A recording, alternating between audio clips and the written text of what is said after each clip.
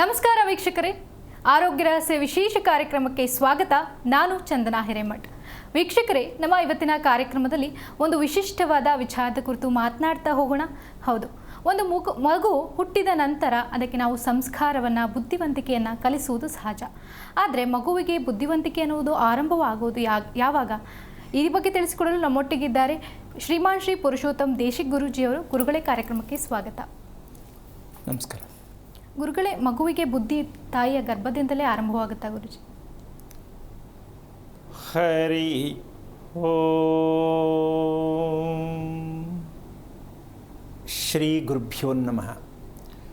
ಮಗುವಿಗೆ ಬುದ್ಧಿ ಬಂದಿರುತ್ತೋ, ಗರ್ಭದಿಂದಲೇ ಬರುತ್ತೋ, ಬಂದ ಮೇಲೆ ಬರುತ್ತೋ ವಿಚಾರ ಸೈಡ್ಗಿರಲಿ. ಮಗು ಹೆತ್ತ ತಂದೆ ತಾಯಿಗೆ ಸರಿಗಿದೆಯಾ ಅಂತ ಫಸ್ಟ್ ಚೆಕ್ ಮಾಡಬೇಕು. ಯಾರಿಗೆ ಸರಿಗಿರಬೇಕು? ಮಗುವಿನ ವಿಷಯ ಆಮೇಲೆ, ಅದು ಮಗು. ಇಲ್ಲಿ ಮುಖ್ಯವಾಗಿ ಬುದ್ಧಿ ಸರಿಯಾಗಿರಬೇಕಾಗಿದ್ದು ಮಗುವಿನ ಅಪ್ಪ ಅಮ್ಮನಿಗೆ. ಸರಿಗಿದೆ ಅಂತೀಯಮ್ಮ, ಅಪರಣೆ ಇಲ್ಲ, ಮತ್ತು ಮಗು ಹೆಂಗೆ ಬರುತ್ತಲ್ಲಿ? ಇದಕ್ಕೊಂದು ಪ್ರಶ್ನೆ. ಹುಟ್ಟತಾನೆ ಬರ್ತದ? ಹುಟ್ಟಿದ ಮೇಲೆ ಬರ್ತದ? ಸಂಸ್ಕಾರ ಕೊಟ್ಟ ಮೇಲೆ ಬರುತ್ತಾ? ಸಂಸ್ಕಾರ ಅನ್ನೋದಕ್ಕೆ ಅರ್ಥನೇ ಗೊತ್ತಿಲ್ಲ ನಮ್ಮ ಕರ್ನಾಟಕದಲ್ಲಿ. ಸಂಸ್ಕಾರ ಎಂದರೇನು ಕ್ವಶನ್ ಹಾಕರೆ ಉತ್ತರ ಯಾರೂ ಹೇಳೋಕ್ಕಾಗಲ್ಲ. ಸ್ನಾನ ಮಾಡೋದು, ದೇವಸ್ಥಾನಕ್ಕೆ ಹೋಗೋದು, ಪೂಜೆ ಮಾಡೋದು ಸಂಸ್ಕಾರ ಅಂತಾರೆ ಅಲ್ಲ? ಅಲ್ಲ. ಸರಿ ಅಂತೀಯ? ಅದು ಮತ್ತೆ ಯಾವುದು ಗುರುಜಿ? ಬದಲಾವಣೆ. ಮನುಷ್ಯನನ್ನು ಬದಲಾವಣೆ ಮಾಡೋದು, ಮಗುವನನ್ನು ಬದಲಾವಣೆ ಮಾಡೋದು ಸಂಸ್ಕಾರ. ಭಾರತ ದೇಶದಲ್ಲಿ ಯಾರಿಗಾರು ಮಾಡೋಕ್ಕೆ ಗೊತ್ತಿದೆಯಾ ಅದನ್ನ ಅಂತ? ಮಗುವನ್ನು ಪರಿವರ್ತನೆ ಮಾಡಬೇಕು. ಒಂದು ಗುಂಡು ಕಲ್ಲಿರುತ್ತೆ, ಅದನ್ನು ತುಳ್ಕೊಂಡು ಓಡಾಡ್ತಿರ್ತೀವಿ, ಒದ್ಕೊಂಡು ಓಡಾಡ್ತಿರ್ತೀವಿ ಅಲ್ವಾ? ಅದಕ್ಕೊಂದು ಶಿಲ್ಪಿ ಕೊಟ್ಟರೆ, ಒಂದು ಎರಡು ಕಣ್ಣು, ಒಂದು ಮೂಗು ಕೊಟ್ಟರೆ ಕೈ ಮುಗಿತೀವಿ, ಹೌದಾ? ಹಾಂ. ಪ್ರಕೃತಿ, ಸಂಸ್ಕೃತಿ ಅದು ತಿಳಿದಿದ್ದಾಗ ವಿಕೃತಿ. ಹಾಗೆ ಮಗುವಿಗೆ ದೇಹವನ್ನು ನಾವು ಯಾವ ರೀತಿಯಾಗಿ ಚೆನ್ನಾಗಿರಬೇಕು ಮಗುಗೆ ಅಂತ ಅನ್ಕೋತೀವೋ, ಆ ಚೆನ್ನಾಗಿರೋಕ್ಕೆ ಅಪ್ಪ ಅಮ್ಮನ ಭಾವನೆ ಚೆನ್ನಾಗಿರಬೇಕು. ಮಗುವಿನ ಬುದ್ಧಿ ಚೆನ್ನಾಗಿರೋಕ್ಕೆ ಗಂಡ ಹೆಂಡ್ತಿದೇನು ಬರಬೇಕು? ಭಾವನೆ ಚೆನ್ನಾಗಿರಬೇಕು. ಚೆನ್ನಾಗಿದೆ ಅನ್ಕೋತೀನಮ್ಮ. ಗಂಡು ಹೆಣ್ಣು ಮದುವೆ ಮಾಡ್ಕೋತಾರೆ ನಂಬರ್ 1, ಮಾಡ್ತಾರೆ ನಂಬರ್ 2, ಎರಡು ಯಾವುದೇ ಆಗ್ಬೋದು. ಈ ಮದುವೆ ಮಾಡೋ ಉದ್ದೇಶ ಏನು ಅಂದರೆ ಭಾವನೆಗಳನ್ನು ರಿಪೇರಿ ಮಾಡೋದಕ್ಕೆ ಮದುವೆ ಅನ್ನೋದೇ ನಮ್ಮ ಜನಕ್ಕಿನ್ನೂ ಗೊತ್ತಿಲ್ಲ. ಮದುವೆ ಯಾಕೆ ಮಾಡ್ಕೋತೀಯ ಅಂದರೆ ಮಗು ಮಾಡ್ಕೊಳ್ಳೋಕ್ಕೆ ಅಂತ ಒಬ್ಬರು, ಮನೇಲಿ ಕೆಲಸ ಮಾಡೋಕ್ಕೆ ಅಂತ ಇನ್ನೊಬ್ಬರು, ಏನು ಮಾಡೋಕ್ಕೋ ಲೈಫಲ್ಲಿ ಒಂದು ಪಾರ್ಟ್ನರ್ ಬೇಕಲ್ಲ ಬೇಜಾರಿಗೆ ಅಂತ ಇನ್ನೊಬ್ಬರು, ಒಬ್ಬೊಬ್ಬರು ನಂತರ ಹುಚ್ಚುವೆ ವಿಚಾರ. ನಿಜವಾಗಿಯೂ ಮದುವೆ ಯಾಕೆ ಬೇಕು? ಮದುವೆ ಅರ್ಥ ಏನು? ಮೂಲ ರಹಸ್ಯ ಏನು? ಮದುವೆನೇ ಯಾಕೆ ಬೇಕು? ಮದುವೆ ಇಲ್ಲದೆ ಬದುಕೋಕ್ಕಾಗಲ್ವಾ?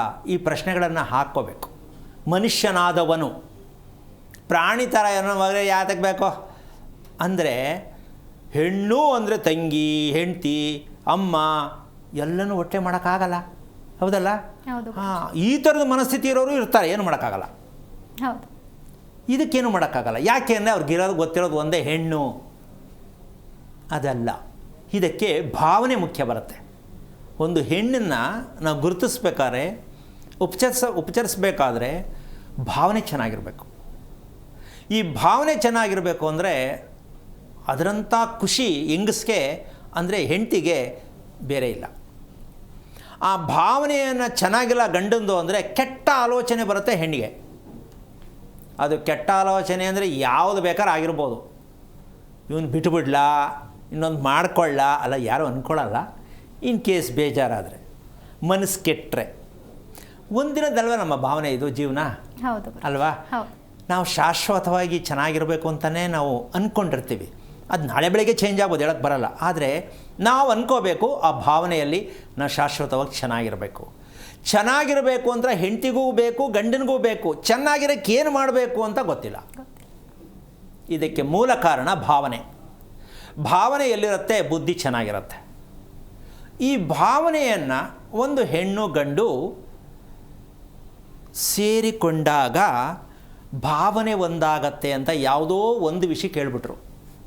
ಅದಲ್ಲ, ಹೌದು ಸರಿ, ಆದರೆ ಅದನ್ನು ಎಲ್ಲ ಸಮಯಕ್ಕೂ ಬೇಕು, ಎಲ್ಲ ಸಮಯಕ್ಕೂ ಅಂದ್ಕೊಂಡ್ರೆ ತಪ್ಪಾಗತ್ತೆ.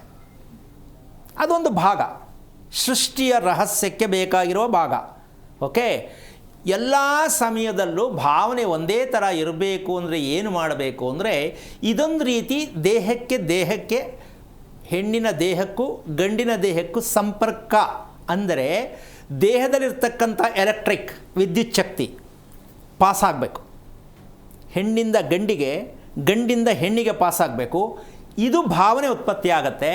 ಇದನ್ನು ಪ್ರತಿದಿನ ನಿಜವಾಗಲೂ ಮದುವೆ ಮಾಡಿಕೊಂಡು ದಿನದಿಂದ ಶುರು ಮಾಡಿದ್ರೆ ಮನುಷ್ಯ ಸಾಯೋವರೆಗೂ ಪ್ರಯತ್ನದಲ್ಲೇ ಪ್ರತಿದಿನ ಮಾಡ್ತಾ ಇರುವಂಥ ಹೆಣ್ಣಿಗೆ ಪ್ರತಿದಿನ ಕರೆಂಟ್ ಪಾಸ್ ಆಗ್ತಾ ಇರತ್ತೆ. ಪ್ರಾರಂಭ ಮದುವೆಯ ದಿನ ಪ್ರಾರಂಭ ಆದರೆ ಅದೇನು ಅಂತ ಹೇಳೋಣ, ಸಾವು ಕೊನೆಯವರೆಗೂ ಕೂಡ ಅದನ್ನು ಪ್ರತಿದಿನ ಯಾವ ಹೆಣ್ಣು ಆ ಕರ್ತವ್ಯವನ್ನು ಇಟ್ಕೋತಾಳೆ ಅವಳಿಗೆ ಕೆಟ್ಟ ಆಲೋಚನೆ ಮನಸ್ಸಿಗೆ ಬರೋದೇ ಇಲ್ಲ. ದೇಹದಲ್ಲಿ ಅಷ್ಟೊಂದು ವೈಭವೀಕರಣವಿರ್ತಕ್ಕಂಥ ಒಂದು ಮನಸ್ಥಿತಿ ಭಾವನೆ ಬದಲಾವಣೆ ಆಗುತ್ತೆ ಹೆಣ್ಣಿಗೆ. ಯಾಕೆ ಅಂದರೆ ಆ ಆಲೋಚನೆ, ಕೆಟ್ಟ ಆಲೋಚನೆ ಯಾಕೆ ಬರಬೇಕು ಅಂತಕ್ಕಂಥದ್ದು ಇದೇ ಒಂದು ಮಾನಸಿಕ ರೋಗ. ಅದು ಮೆಡಿಷನಿಂದ ಸರಿ ಮಾಡ್ಕೊಳಕ್ಕಾಗಲ್ಲ. ಬೇಜಾರು ಆಲೋಚನೆ ತಪ್ಪಾಗಿ ಅರ್ಥ ಮಾಡಿಕೊಂಡಾಗ ಅದಕ್ಕೆ ಮೆಡಿಷನ್ ಇಲ್ಲ. ಅದಕ್ಕೇನು ಬೇಕು, ಏನು ಮಾಡಬೇಕು ಅಂತ ತಿಳ್ಕೊಳ್ಬೇಕಾಗಿರ್ತಕ್ಕಂಥದ್ದೇ ಈ ದಿನದ ಒಂದು ವಿಶೇಷವಾಗಿರ್ತಕ್ಕಂಥ ವಿಚಾರ. ಬುದ್ಧಿ, ಅದಕ್ಕೆ ಬುದ್ಧಿ ಭ್ರಮಣೆ ಅಂತ ಕೂಡ ಹೇಳ್ಬಿಡ್ತಾರೆ ಪಕ್ಕದಲ್ಲೇ. ಬುದ್ಧಿ ಇರುತ್ತೆ, ಭ್ರಮಣೆ ಆದವರೆ ಕಂಟ್ರೋಲ್ ಮಾಡೋಕ್ಕಾಗಲ್ಲ. ಹಾಗೆ ಬುದ್ಧಿಯ ಜೊತೆಗೆ ಬೇಕಿರೋದು ಭಾವನೆ. ಆ ಭಾವನೆಯನ್ನು ಈ ರಹಸ್ಯಕ್ಕೆ ಕಾರಣಕರ್ತನಾಗಿರ್ತಕ್ಕಂತಹ ಶ್ರೀಮನ್ನಾರಾಯಣನ ಪಾದ ಕಮಲಗಳಿಗೆ ಕೋಟಿ ಕೋಟಿ ನಮನಗಳ ಅರ್ಪಣೆಯನ್ನು ಮಾಡಿ ಹೇಗೆ ಬರೆಸ್ಕೋಬೇಕು ಭಾವನೆಯನ್ನು. ಯಾಕೆ ಅಂದರೆ ದಾಂಪತ್ಯಕ್ಕೆ ಭಾವನೆಗಳು ಒಂದುಗೂಡಿದಾಗ ಅವರ ಹೊಟ್ಟೆಯಲ್ಲಿ ಹುಟ್ಟುವ ಮಗು ಬುದ್ಧಿವಂತಿಕೆಯ ಮಗುನೇ ಬರುತ್ತೆ. ಇವರಿಬ್ಬರು ರಿಪೇರಿನೂ ಆಗಿಲ್ಲ, ಗೊತ್ತೂ ಇಲ್ಲ, ಹೇಳೂ ಕೊಟ್ಟಿಲ್ಲ, ಅಂದಮೇಲೆ ಬುದ್ಧಿ ಯಾವಾಗ ಬರುತ್ತೆ ಅಂತ ಕೇಳಿದ್ರೆ ತಿಳ್ಕೊಳಕ್ಕೆ ಹೋದರೆ ನಾವು ದಡ್ಡರಾಗ್ತೀವಿ. ಹೌದಲ್ಲ? ಮೂಲ ತಿಳ್ಕೊಳ್ಳಿ. ಗಂಡು ಹೆಣ್ಣಿನ ಭಾವನೆ ಚೆನ್ನಾಗಿರಬೇಕು ಅಂದರೆ ದಾಂಪತ್ಯ ಎಷ್ಟು ಚೆನ್ನಾಗಿರುತ್ತೆ, ಮದುವೆ ಎಷ್ಟು ಖುಷಿ ಇರುತ್ತೆ, ಜೀವನ ಎಷ್ಟು ಚೆನ್ನಾಗಿರುತ್ತೆ, ಆಯಸ್ಸು ಎಷ್ಟು ಚೆನ್ನಾಗಿರುತ್ತೆ. ಇದಕ್ಕಿಲ್ಲವೇ ಇಲ್ಲ. ಮದುವೆ ಮಾಡೋದಷ್ಟೇ, ಮಾಡ್ಕೊಳ್ಳೋದಷ್ಟೇ, ಮಾಡೋದಷ್ಟೇ. ಇನ್ನೊಂದು ಇದೆ, ಮಾಡಿಸೋದು ಪುರೋಹಿತರು. ಈ ಮೂರೂ ಭಾಗ ಡ್ಯಾಮೇಜ್. ಉತ್ತರ ಸಿಕ್ಕಿಲ್ಲ, ಈ ಮೂರೂ ಜನಕ್ಕೂ ಉತ್ತರ ಸಿಕ್ಕಿಲ್ಲ. ಅದನ್ನು ಇವತ್ತು ವಿಸ್ತಾರವಾಗಿ ಹೇಳೋಣ. ಶಾರ್ಟ್ ಆ್ಯಂಡ್ ಸ್ವೀಟ್ ಅಂತ ಹೇಳ್ತಿರಲ್ಲ, ಚಿಕ್ಕದಾಗಿ. ಅದೇನೂ ಗೊತ್ತಿಲ್ಲದೆ ಇರತಕ್ಕಂತಹ ವಿಚಾರ ಅಲ್ಲ. ಹೆಣ್ಣಿಗೆ ಮೊದಲನೇದಾಗಿ ಮನಸ್ಸು ಕೆಡೋದಕ್ಕೆ ಏನು ತಪ್ಪಾಗ್ತಾ ಇದೆ. ತಾಯಿಯ ಗರ್ಭದಲ್ಲಿ ಹುಟ್ಟಿದಂತಹ ಮಗುವಿಗೆ ಮದುವೆ ಆಗೋವರೆಗೂ ಅದರ ಆಲ್ಟ್ರೇಷನ್ ಆಗಲ್ಲ, ಅದು ಗೊತ್ತಾಗಲ್ಲ. ಅದಕ್ಕೆ ಹಳಬರು ಹೇಳ್ತಿದ್ರು, ಮದುವೆ ಅಂತ ಮಾಡಿದ್ರೆ ಅವ್ರ ಬುದ್ಧಿ ಬರುತ್ತೆ, ಜ್ಞಾನ ಬರುತ್ತೆ ಅಂತ ಹಿಂದಿನವ್ರು ಹೇಳ್ತಿದ್ರು. ಆದರೆ ಹೇಳ್ತಿದ್ರು, ಅದಕ್ಕೆ ವಿಚಾರ ಏನು ಅಂತ ಹೇಳಲಿಲ್ಲ, ಬಿಟ್ಬಿಟ್ರು. ಅದನ್ನು ಹಿಡ್ಕೊಂಡು ಇವರು ಮದುವೆ ಮಾಡಿದ್ರೆ ಒಳ್ಳೆಯದಾಗತ್ತೆ ಅಂತ ಮಾಡಿಬಿಡ್ತಾ ಇದ್ದಾರೆ. ಅವರು ಹೇಳಲಿಲ್ಲ, ಇವರು ಕೇಳಲಿಲ್ಲ, ಮಾಡ್ಕೊಳ್ಳೋರು ತಿಳ್ಕೊಳ್ಳಿಲ್ಲ. ಮದುವೆ ಅಂದರೆ ಇಷ್ಟೇನಾ, ಇದಕ್ಕೆ ಮದುವೆ ಮಾಡ್ಕೋಬೇಕಿತ್ತಾ, ಅಯ್ಯೋ ದೇವರೇ ಸುಮ್ಮನೆ ಇದ್ದರೆ ಚೆನ್ನಾಗಿತ್ತಲ್ಲ ಅಂತ ಆಮೇಲೆ ಬರುತ್ತೆ ಮನಸ್ಸಿಗೆ ಭಾವನೆ. ಅಂದರೆ ಮದುವೆ ಅಂದರೆ ಭಯ ಪಡಬೇಕಾ ಗುರುಜಿ? ಭಯ ಬೀಳೋದಲ್ಲಮ್ಮ. ಭಯ ಬೀಳೋರು ಯಾರು ಅಂತಂದರೆ ಸೋಮಾರಿಗಳು. ತಿಳ್ಕೋಬೇಕಲ್ವಾ. ನೀನು ವೆಜಿಟೇಬಲ್ ಪಲಾವ್ ಮಾಡು ಅಂತ ಹೇಳಿದ ತಕ್ಷಣ ನಿನಗೆ ಮಾಡೋಕ್ಕೆ ಬಂದರೆ ಒಲೆ ಹತ್ರ ಹೋಗ್ಬೇಕಲ್ವಾ. ಮಾಡ್ತೀನಿ ಅಂತ ಹೋಗ್ಬಿಟ್ರೆ ಹೆಂಗಾಗತ್ತದು? ಆವಾಗಲೇ ಭಯ ಬೀಳೋದು. ನೀನು ಪಲಾವ್ ಮಾಡು ಅಂದರು ಒಪ್ಕೊಂಬಿಟ್ಟೆ, ಹೆಂಗೆ ಮಾಡೋದು ಅಂತ ಅಲ್ವಾ. ಹಾಗೆ ಯಾವುದೇ ವಿಷಯವನ್ನು ನೀವು ತಿಳ್ಕೊಂಡು ಹೋಗಬೇಕು, ಮದುವೆ ಮಾಡ್ಕೋಬೇಕು, ತಿಳಿಸಿ ಮದುವೆ ಮಾಡಬೇಕು. ಎರಡೂ ಕಡೆ ಇಲ್ಲ. ತಿಳ್ಕೊಳ್ಳೋಕೆ ಅವ್ರಿಗೆ ಗೊತ್ತಿಲ್ಲ, ಹೇಳೋಕ್ಕೆ ಇವ್ರಿಗೆ ಗೊತ್ತಿಲ್ಲ. ಮದುವೆ ಅಂತ ಮಾಡ್ಕೊ ಒಳ್ಳೇದಾಗತ್ತೆ ಅಂದರೆ ಬರೀ ಸುಳ್ಳೆ. ಹಿಂಗೆ ನಾವು ಬದುಕ್ತಾ ಇರೋದು. ಆಮೇಲೆ ಮಗುನ ಯಾಕೆ ನನಗೆ ಹಿಂಗೆ ಹುಡ್ತು ಮಗು ಅಂದರೆ, ಸೊ ಅದೊಂದೇ ಅಲ್ಲ. ಯಾಕಿಂತ ಗಂಡ ಸಿಕ್ತಾ, ಯಾಕಿಂತ ಹೆಂಡತಿ ಸಿಕ್ಕಿದ್ದು, ಎಲ್ಲ ಬರೀ ಉಲ್ಟಾ ಸೀದಾನೇ ಆಗತ್ತೆ. ಇದಕ್ಕೆಲ್ಲ ಮೂಲ ಭಾವನೆ ಅಂತ 3ನೇ ಸಲ ಹೇಳಿಬಿಟ್ಟಿದ್ದೀನಿ.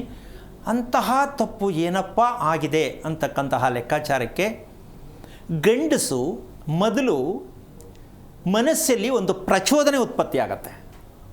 ಅದನ್ನು ಉದ್ರೇಕ ಅಂತಾರೆ. ಇರುತ್ತದು, ಹೆಣ್ಣಲ್ಲೂ ಹೌದು ಗಂಡಲ್ಲೂ ಹೌದು. ಆದರೆ ಗಂಡಿಗೆ ಜಾಸ್ತಿ ಇರುತ್ತೆ ಉದ್ರೇಕ. ಅವನು ಶಮನ ಮಾಡ್ಕೊಳ್ಬೇಕಾ ಆಗಲ್ಲ, ಹೆಂಗೆಂಗೋ ಪರದಾಡ್ತಾನೆ, ಏನೇನೋ ಚೇಷ್ಟೆ, ಏನೇನೋ ಮಾಡೋಕ್ಕೆ ಹೋಗ್ತಾನೆ, ಏನೇನೋ ಯೋಚನೆ ಮಾಡೋಕ್ಕೆ ಹೋಗ್ತಾನೆ, ಸಟ್ರೈಟ್ ಆಗಲ್ಲ. ಅದು ಉದ್ವೇಗಕ್ಕೆ ಹೋಗುತ್ತೆ, ಅಹಂಕಾರಕ್ಕೆ ಹೋಗುತ್ತೆ, ಏನೇನು ಲೆಕ್ಕಾಚಾರಕ್ಕೂ ಹೋಗ್ಬಿಡತ್ತೆ. ಇದು ಯಾಕೆ ಹಿಂಗೆ ಆಡ್ತಾನೆ, ತಿಕ್ಲಾಡ್ದಂಗೆ ಆಡ್ತಾನೆ ಅಂತ ಅನ್ಕೋತಾರೆ ಅವರು. ಬಟ್ ಅವನಿಗೂ ಗೊತ್ತಿಲ್ಲ ನಾನೇನು ಮಾಡಬೇಕಂತ, ಅವ್ರಿಗೂ ಗೊತ್ತಿಲ್ಲ ಯಾಕೆ ಹಿಂಗೆ ಆಗ್ತಾಯಿದೆ ಅಂತ. ಹಿಡಿತದಲ್ಲೇ ಇರಲ್ಲ ಅದು. ಹಾಂ. ಸೊ ಇದೆಲ್ಲವೂ ಕೂಡ ಮಾಡ್ತಕ್ಕಂತಹ ವಿಚಾರದಲ್ಲಿ ಊಟ ಮಾಡುವಾಗ ನಾವು ಮಾಡ್ತಿರ್ತಕ್ಕಂಥ ತಪ್ಪು ಗಂಡಸರಿಗೆ, ಅಂದರೆ ಗಂಡು ಮಕ್ಕಳಿಗೆ, ಅದು ಹೆಣ್ಣಿಗೂ ಹೌದು, ಹೆಣ್ಣಿಗೆ 2 ಕಡೆಯಿಂದ ಈ ಪ್ರಕ್ರಿಯೆ ಭಾವನೆಗೆ ಔಷಧಿ ಇದೆ. ಹೆಣ್ಣಿಗೆ 2 ಕಡೆಯಿಂದ, ಗಂಡಿಗೆ ಒಂದೇ ಕಡೆಯಿಂದ. ಅಂದರೆ ಪ್ರಚೋದನೆಗೆ ಒಳಗಾಗಬಾರದು. ಈಗ ಕಣ್ಣು ಮತ್ತು ನಮ್ಮ ದೇಹದಲ್ಲಿ ಇರುವಂತಹ ಚರ್ಮ, ಇದೆರಡು ಭಾರಿ ಡೇಂಜರ್. ಯಾಕೆ ಗುರುಜಿ? ಅಲ್ಲ, ಸ್ಪರ್ಶ ಬೇಕು ಅಂತ ಬಯಸಿದ್ರೆ ಕತೆ ಏನು? ಹೌದಲ್ವಾ? ಹೆಂಗಿದು ಕತೆ? ಮುಟ್ಟಬೇಕು, ಈ ಚೇಷ್ಟೆ ಇಲ್ಲ ಅಂತ್ಯಾ ಇರುತ್ತೆ ಅಲ್ವಾ? ಕಣ್ಣು ನೋಡೋ ರೀತಿ ಚೆನ್ನಾಗಿರಬೇಕು. ಅದು ಹೆಂಗೆಂಗೋ ನೋಡಿದ್ರೆ ಕಣ್ಣೇನೇನೋ ಎಲ್ಲೆಲ್ಲಿಗೋ ತೊಗೊಂಡೋಗ್ಬಿಡುತ್ತೆ. ಹೌದಾ? ಸೊ ಇದೆರಡು ತುಂಬ ಅತಿ ಮುಖ್ಯವಾಗಿ ನಮ್ಮ ಹೃದಯಕ್ಕೆ, ಭಗವಂತನ ಹೃದಯದಲ್ಲಿ ಕೂರಿಸ್ತೀನಿ ಅಂದರೆ ಈ ಚರ್ಮ ಮತ್ತು ಕಣ್ಣನ್ನು ಸರಿಯಾದ ರೀತಿ ಇಟ್ಕೋಬೇಕು. ಇದೆರಡು ಹದ್ದು ಮೀರಿ ಹೋಗ್ತಾ ಇರತ್ತೆ. ಹೌದಾ? ಈ ಹದ್ದು ಮೀರೋದಕ್ಕೆ ಕಾರಣ ಏನು ಅಂದರೆ, ನಮ್ಮ ದೇಹದಲ್ಲಿ ಇರ್ತಕ್ಕಂತಹ, ನಮಗೆ ಒಂದು ಫ್ಯಾಕ್ಟ್ರಿ ಇದೆ ದೇಹದಲ್ಲಿ. ಏನು? ನಾವು ಸೇವನೆ ಮಾಡಿದಂಥ ಆಹಾರವನ್ನು ಸರಿಯಾದ ಕ್ರಮದಲ್ಲಿ ದೇಹಕ್ಕೆ ಏನು ಬೇಕೋ ಅದನ್ನು ಉತ್ಪತ್ತಿ ಮಾಡ್ತಕ್ಕಂಥ ಒಂದು ಜನರೇಟರ್ ಟ್ಯಾಂಕ್ ಇದ್ದಂಗೆ, ವಿದ್ಯುತ್ ಶಕ್ತಿ ಉತ್ಪತ್ತಿ ಆಗ್ತಕ್ಕಂತಹ, ಶಾಖ ಉತ್ಪತ್ತಿ ಆಗ್ತಕ್ಕಂಥ ಭಾಗ ಜಠರ. ಈ ಜಠರದ ನೇರ ಹಿಂಭಾಗದಲ್ಲಿ ಯೂರಿನ್ ಪಾಯಿಂಟ್ ಇರುತ್ತೆ ಎರಡೂ ಕಡೆ. ಸೊ ಈ ಸತ್ಯ ತಿಳ್ಕೊಂಬಿಟ್ರೆ ಹೆಣ್ಣು ಮಕ್ಕಳಿಗೆ ತುಂಬ ಖುಷಿಯಾಗಿರೋ ಥರ ಮಾಹಿತಿ ಕೊಡ್ಬೋದು. ತುಂಬ ಯಾವಾಗಲೂ ದೇವತೆ ಥರ ಇರಬೇಕು ಅಂತ ಬಯಕೆ ಆಗಲ್ಲ. ಯಾಕೆಂದ್ರೆ ಇದು ಗೊತ್ತಿಲ್ಲ. ಅದನ್ನು ಹೇಳೋಣ ಇವತ್ತು. ದೇವತೆ ಆಗಬೇಕು ಅಲ್ಲ ನಮ್ಮ? ಆಗಿದ್ದಾರಾ? ಇಲ್ಲ. ಮತ್ತು ಮದುವೆ ಯಾಕೆ ಮಾಡ್ತೀರಾ? ಹೆಣ್ಣು ಸೀತೆ ಆಗಬೇಕು, ಗಂಡು ಶ್ರೀರಾಮ ಆಗಬೇಕು. ಹೆಂಗಿರುತ್ತೆ? ಇಲ್ಲಿ ಶ್ರೀರಾಮನೂ ಇಲ್ಲ, ಸೀತೆನೂ ಇಲ್ಲ. ಆದರೆ ಕೇಳೋದು ಮಾತ್ರ ಚೆನ್ನಾಗಿರಬೇಕು ನಾವು ಪೇರು ಅಂತ ಬಯಸ್ತೀವಿ. ಅದಕ್ಕೋಸ್ಕರವಾಗಿ ಮಕ್ಕಳಿಗೆ ಯಾವಾಗಲೂ, ಗಂಡು ಮಕ್ಕಳಿಗೆ ಚಿಕ್ಕಂದಿಂದ ಸ್ಕೂಲ್ಗೆ ಸೇರಿಸೋದ್ರಿಂದ ಹಿಡಿದು ಅದಕ್ಕಿಂತ ಮುಂಚೆ ತಾಯಿ ಮಗುವಿಗೆ ಅನ್ನವನ್ನು ಬಾಯಲ್ಲಿ ಇಡ್ತಕ್ಕಂತಹ ಒಂದು ವಿಚಾರ ಇದೆಯಲ್ಲ, ಇದು ಅಲ್ಲಿಂದನೇ ಬುದ್ಧಿ ಕೆಡಕ್ಕೆ ಶುರುವಾಗುತ್ತೆ ಮಗುಗೆ. ಎಲ್ಲಿಂದ? ತಾಯಿ ಮಗುವಿಗೆ ಅನ್ನ ಹಾಕ್ತಾರಲ್ಲ, ತಿನ್ನಿಸ್ತಾರಲ್ಲ, ಅಲ್ಲಿಂದನೇ ಮಗುಗೆ ಪ್ರಚೋದನೆ ಒಳಗಾಗಕ್ಕೆ ಶುರುವಾಗುತ್ತೆ ಮೈಂಡು. ಅಂದರೆ ತಾಯಿ ಮಗುವಿಗೆ ತಿನ್ನಿಸ್ಬಾರ್ದಾ? ಪ್ರಶ್ನೆ ಬರುತ್ತೆ. ನಿನ್ನ ಪ್ರಕಾರ ಏನು, ತಿನ್ನಿಸ್ಬೇಕು ಅಂತಾನ? ತಿನ್ನಿಸ್ಬೇಕು. ಇಲ್ಲ, ಸಾಧ್ಯ ಇಲ್ಲ. ಮಗುಗೆ ಹುಟ್ಟಿದ ಮೇಲೆ ಹಾಲು ಕುಡಿಯೋದಕ್ಕೆ ಯಾರು ಹೇಳ್ಕೊಡ್ತಾರಾ? ಇಲ್ಲ ಅಲ್ಲ, ಕುಡಿಯುತ್ತಲ್ಲ, ಹೇಗದು? ಯಾರು ಹೇಳ್ಕೊಡಲ್ಲ, ಇಲ್ಲ, ಆಟೋಮೆಟಿಕ್ ಹಾಲು ಕುಡಿಯುತ್ತೆ. ಹಾಗೆ ಅದೇ ರೀತಿ ಅನ್ನ ಸೇವನೆ ಮಾಡ್ತಕ್ಕಂಥ ತಾಯಿ ಆದವಳು ಜಾಣ್ಮೆಯಿಂದ ಮಗುಗೆ ತೋರಿಸ್ಕೊಡೋದೇ ಆದರೆ, ಅವಳಂತಹ ತಾಯಿ, ಶ್ರೇಷ್ಠ ತಾಯಿ, ಸಂಸ್ಕಾರವಂತ ತಾಯಿ ಪ್ರಪಂಚದಲ್ಲಿ ಇನ್ಯಾರೂ ಇರೋಕ್ಕೆ ಸಾಧ್ಯ ಇಲ್ಲ. ಇಲ್ಲಿ ಏನಾಗ್ತಾ ಇದೆ, ಮುದ್ದು ಜಾಸ್ತಿ ಆಗ್ಬಿಡುತ್ತೆ ಮಗುಗೆ. ನಾನೇ ತಿನ್ನಿಸ್ಬೇಕು, ತಾಯಿನೇ ತುತ್ತು ತಿನ್ನಿಸ್ಬೇಕು ಅಲ್ವಾ? ಆದರೆ ಈ ಹಳಬರಿಗೆ ಇದು ಯಾಕೆ ಗೊತ್ತಾಗಲಿಲ್ಲ ವೈಜ್ಞಾನಿಕವಾಗಿ ಅಂತ ನನ್ನ ಪ್ರಶ್ನೆ ನಾನೇ ಹಾಕ್ಕೋತೀನಿ. ತಿನ್ನಿಸು ಅಂತ ಹೇಳಿ ಸರಿ, ಆದ್ದರಿಂದ ಮಗು ಏನಾಗುತ್ತೆ ಅಂತ ಯಾಕೆ ಹೇಳಲಿಲ್ಲ ಅಂದರೆ ಅವ್ರಿಗೆ ಗೊತ್ತಿಲ್ಲ, ಅವ್ರಿಗೆ ಪ್ಲ್ಯಾನ್ ಇರಲಿಲ್ಲ. ಇನ್ನವ್ರಿಗೆ ಮಗು ಬೆಳೀಬೇಕು ದಷ್ಟಪುಷ್ಟವಾಗಿ ಅಂತ ಐಡಿಯಾ ಇತ್ತು. ಹೌದಮ್ಮ? ಈಗ ದಷ್ಟಪುಷ್ಟವಾದ ಮಕ್ಕಳೇ ಇಲ್ಲ, ಎಲ್ಲ ವೀಕೇ ಇರೋದು. ಈ ವೀಕ್ ಮಕ್ಕಳಿಗೆ ತಿನ್ಸೋಕ್ಕೆ ಹೋದರೆ ಅದಿನ್ನೂ ಏನೇನೋ ಆಗ್ಬಿಡುತ್ತೆ ಮಗು. ಈ ಸಂಸ್ಕಾರ ಅನ್ನೋ ಒಂದು ಪದವನ್ನು ನಾವು ಎಷ್ಟು ತಪ್ಪಾಗಿ ಅರ್ಥೈಸ್ಕೊಂಡಿದ್ದೀವಿ ಅನ್ನೋದಕ್ಕೆ ಇಷ್ಟೆಲ್ಲ ವಿವರಣೆ ಕೊಡಬೇಕಾಗತ್ತೆ.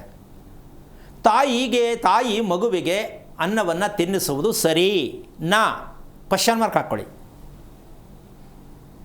ಯಾಕಲ್ಲಿ ತಪ್ಪಾಗತ್ತೆ ಅನ್ನೋದಕ್ಕೆ ವೈಜ್ಞಾನಿಕವಾಗಿ ಯೋಚನೆ ಮಾಡಬೇಕು. ಈ 5 ಬೆರಳಿದೆ, ಈ ಕೈಯಲ್ಲಿ ಅಗ್ನಿ ಇದೆ, ಹೌದಾ? ಅದಕ್ಕೆ ಯಾವಾಗಲೂ ಕೈ ಬೆರಳುಗಳನ್ನು ನಾವು ಎಷ್ಟು ಚೆನ್ನಾಗಿ ಬಳಸ್ತೀವಿ ಅನ್ನೋದು ಮೊದಲು ಕಲ್ತ್ಕೋಬೇಕು. ಯಾಕೆ? ಹೃದಯ ನಮ್ಮದು. ಹೃದಯ ಚೆನ್ನಾಗಿರಬೇಕು ಅಂದರೆ ಕೈ ಬೆರಳನ್ನು ಚೆನ್ನಾಗಿ ಬಳಸೋದನ್ನ ಕಲಿಬೇಕು. ಮಗುವಿಗೆ ಹುಟ್ಟಿದಾಗ ಉಸಿರಾಟದ ಪ್ರಕ್ರಿಯೆ ಚೆನ್ನಾಗಿರಲ್ಲ ಅಂತ ಸಾಕಷ್ಟು ಸಲ ಹೇಳ್ತಿರ್ತೀನಿ ನಾನು. ಅಭಿವೃದ್ಧಿ ಮಾಡಬೇಕು ಅಂತ. ಆ ಅಭಿವೃದ್ಧಿ ಮಾಡಬೇಕಾದ್ರೆ ಮಗು ಕೈ ಬೆರಳನ್ನು ಅದಕ್ಕೆ ಕೈ ಹಾಕಿಸಿ ಎಷ್ಟು ತಿಂತೆ ತಿನ್ನಪ್ಪ ಅಂತ ಬಾಯಿ ಒಳಗಡೆ 5 ಬೆರಳು ಹೋಗಬೇಕು. ಈ ಅಭ್ಯಾಸ ತಾಯಿ ಮಾಡಿಸೋದೇ ಆದರೆ ಆ ಮಗು ಎಷ್ಟೊಂದು ಅದ್ಭುತವಾದ ಮಗು ಆಗತ್ತೆ ಅಂದರೆ ಹೇಳಕ್ಕೆ ಸಾಧ್ಯ. ಇವರು ಒಬ್ಬರು ಸ್ಪೂನು ಆಯಿತಾ, ಇಲ್ಲ ತುರ್ಕೋದು, ಹೌದಾ? ಈ ಮಗುವಿನ ಜೀವನದಲ್ಲಿ ಎಷ್ಟು ಸಮಸ್ಯೆ ಅನುಭವಿಸುತ್ತೆ ಅಂತ ನಮ್ಮ ಜನಕ್ಕೆ ಇನ್ನೂ ಅರ್ಥ ಆಗಿಲ್ಲ.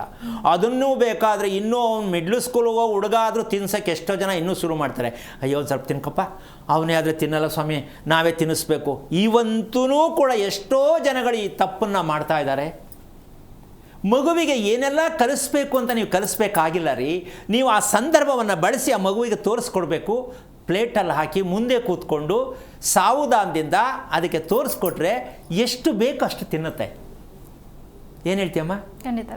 ಈ ಕೆಲಸವನ್ನು ಮಾಡೋದ್ರಿಂದ ಆ ಬೆರಳು ಕೈ ಒಳಗಡೆ ಬಾಯಿ ಒಳಗಡೆ ಹೋಗೋದ್ರಿಂದ ಅಗ್ನಿ ಉತ್ಪತ್ತಿ ಆಗತ್ತೆ. ಏನಾಗತ್ತೆ? ತಿನ್ನಿಸುವ ಅನ್ನ ನೀವು ತಿನ್ನಿಸುವುದು ಅಂದ್ಕೊಂಡಿದ್ದೀರಲ್ಲ ಅದು, ಅಥವಾ ಮಗು ತಿನ್ನುವುದು ಕರಗಲಿಕ್ಕೆ ಈ ಬೆರಳಿನ ಶಾಖ ಜಠರಕ್ಕೆ ಹೋದಾಗ ಅದು ಬೇಗ ಡೈಜೆಷನ್ ಆಗುತ್ತೆ. ಮಗುವಿಗೆ ಯಾವ ಕಾರಣಕ್ಕೂ ರೋಗಗಳು ಬರಲ್ಲ. ಪದೇ ಪದೇ ಜ್ವರ ಬರಲ್ಲ, ಪದೇ ಪದೇ ಕೆಮ್ಮು ಬರಲ್ಲ, ಶೀತ ಬರಲ್ಲ, ನೆಗಡಿ ಆಗಲ್ಲ. ನಾವೇನು ಮಾಡ್ತೀವಿ ಅಂದರೆ 15 ದಿನದ ಮಗು ಆಗಿರಲ್ಲ, ಓಡು ಹಾಸ್ಪಿಟ್ಲಿಗೆ ಎತ್ಕೊಂಡು ಅಯ್ಯೋ ತಲೆ ಬಿಸಿ ಆಗ್ಬಿಟ್ಟದೆ, ಜ್ವರ ಸಿಕ್ಕಾಪಟ್ಟೆ ಬಂದ್ಬಿಟ್ಟೈತೆ. ಇದೆಲ್ಲ ಇಲ್ಲೇ ನಡೀತಾ ಇರ್ತಕ್ಕಂಥದ್ದು. ಯಾಕೆ ವಿಚಾರವನ್ನು ನಾವು ಕೇಳುವಂತಹದ್ದು ಅಷ್ಟು ಸುಲಭ ಅಲ್ಲ ಅಂತಕ್ಕಂಥದ್ದು ಪ್ರತಿಯೊಬ್ಬರು ಅರ್ಥ ಮಾಡ್ಕೋಬೇಕು. ಒಂದು ಮಗುವಿಗೆ ಅನ್ನ ತಿನ್ನಿಸ್ತಕ್ಕಂಥ ವಯಸ್ಸು ಎಷ್ಟಾಗಬೇಕು, ಅನ್ನ ತಿನ್ನುವಂಥ ಮಟ್ಟಕ್ಕೆ ನಾವು ಯಾವ ರೀತಿಯ ಮಗುವನ್ನು ರೆಡಿ ಮಾಡಬೇಕು, ಇದು ಜೀವನದಲ್ಲಿ ಮಗುವನ್ನು ರಕ್ಷಣೆ ಮಾಡಬೇಕಾದ ನಿಜವಾದ ಧರ್ಮ ತಾಯಿದು. ಖಂಡಿತ ಗುರುಜಿ, ಕುರಿತು ಮಾತನಾಡ್ತಾ ಹೋಗೋಣ. ಒಬ್ರು ಕಾಲರ್ ಇದ್ದಾರೆ ಬೆಂಗಳೂರಿಂದ, ಸಹನಾ ಅಂತ. ನಮಸ್ತೆ. ಹಲೋ, ನಮಸ್ತೆ ಮಾ. ನಮಸ್ತೆ. ಯಾರ ಬಗ್ಗೆ ತಿಳ್ಕೊಬೇಕಿತ್ತು? ಮಗನ ಬಗ್ಗೆ ತಿಳ್ಕೊಬೇಕಿತ್ತು. ನಕ್ಷತ್ರ ತಿಳಿಸಿ. ರೇವತಿ ನಕ್ಷತ್ರ. ಗುರುಗಳಿದ್ದಾರೆ, ಮಾತನಾಡಿ. ಹಲೋ.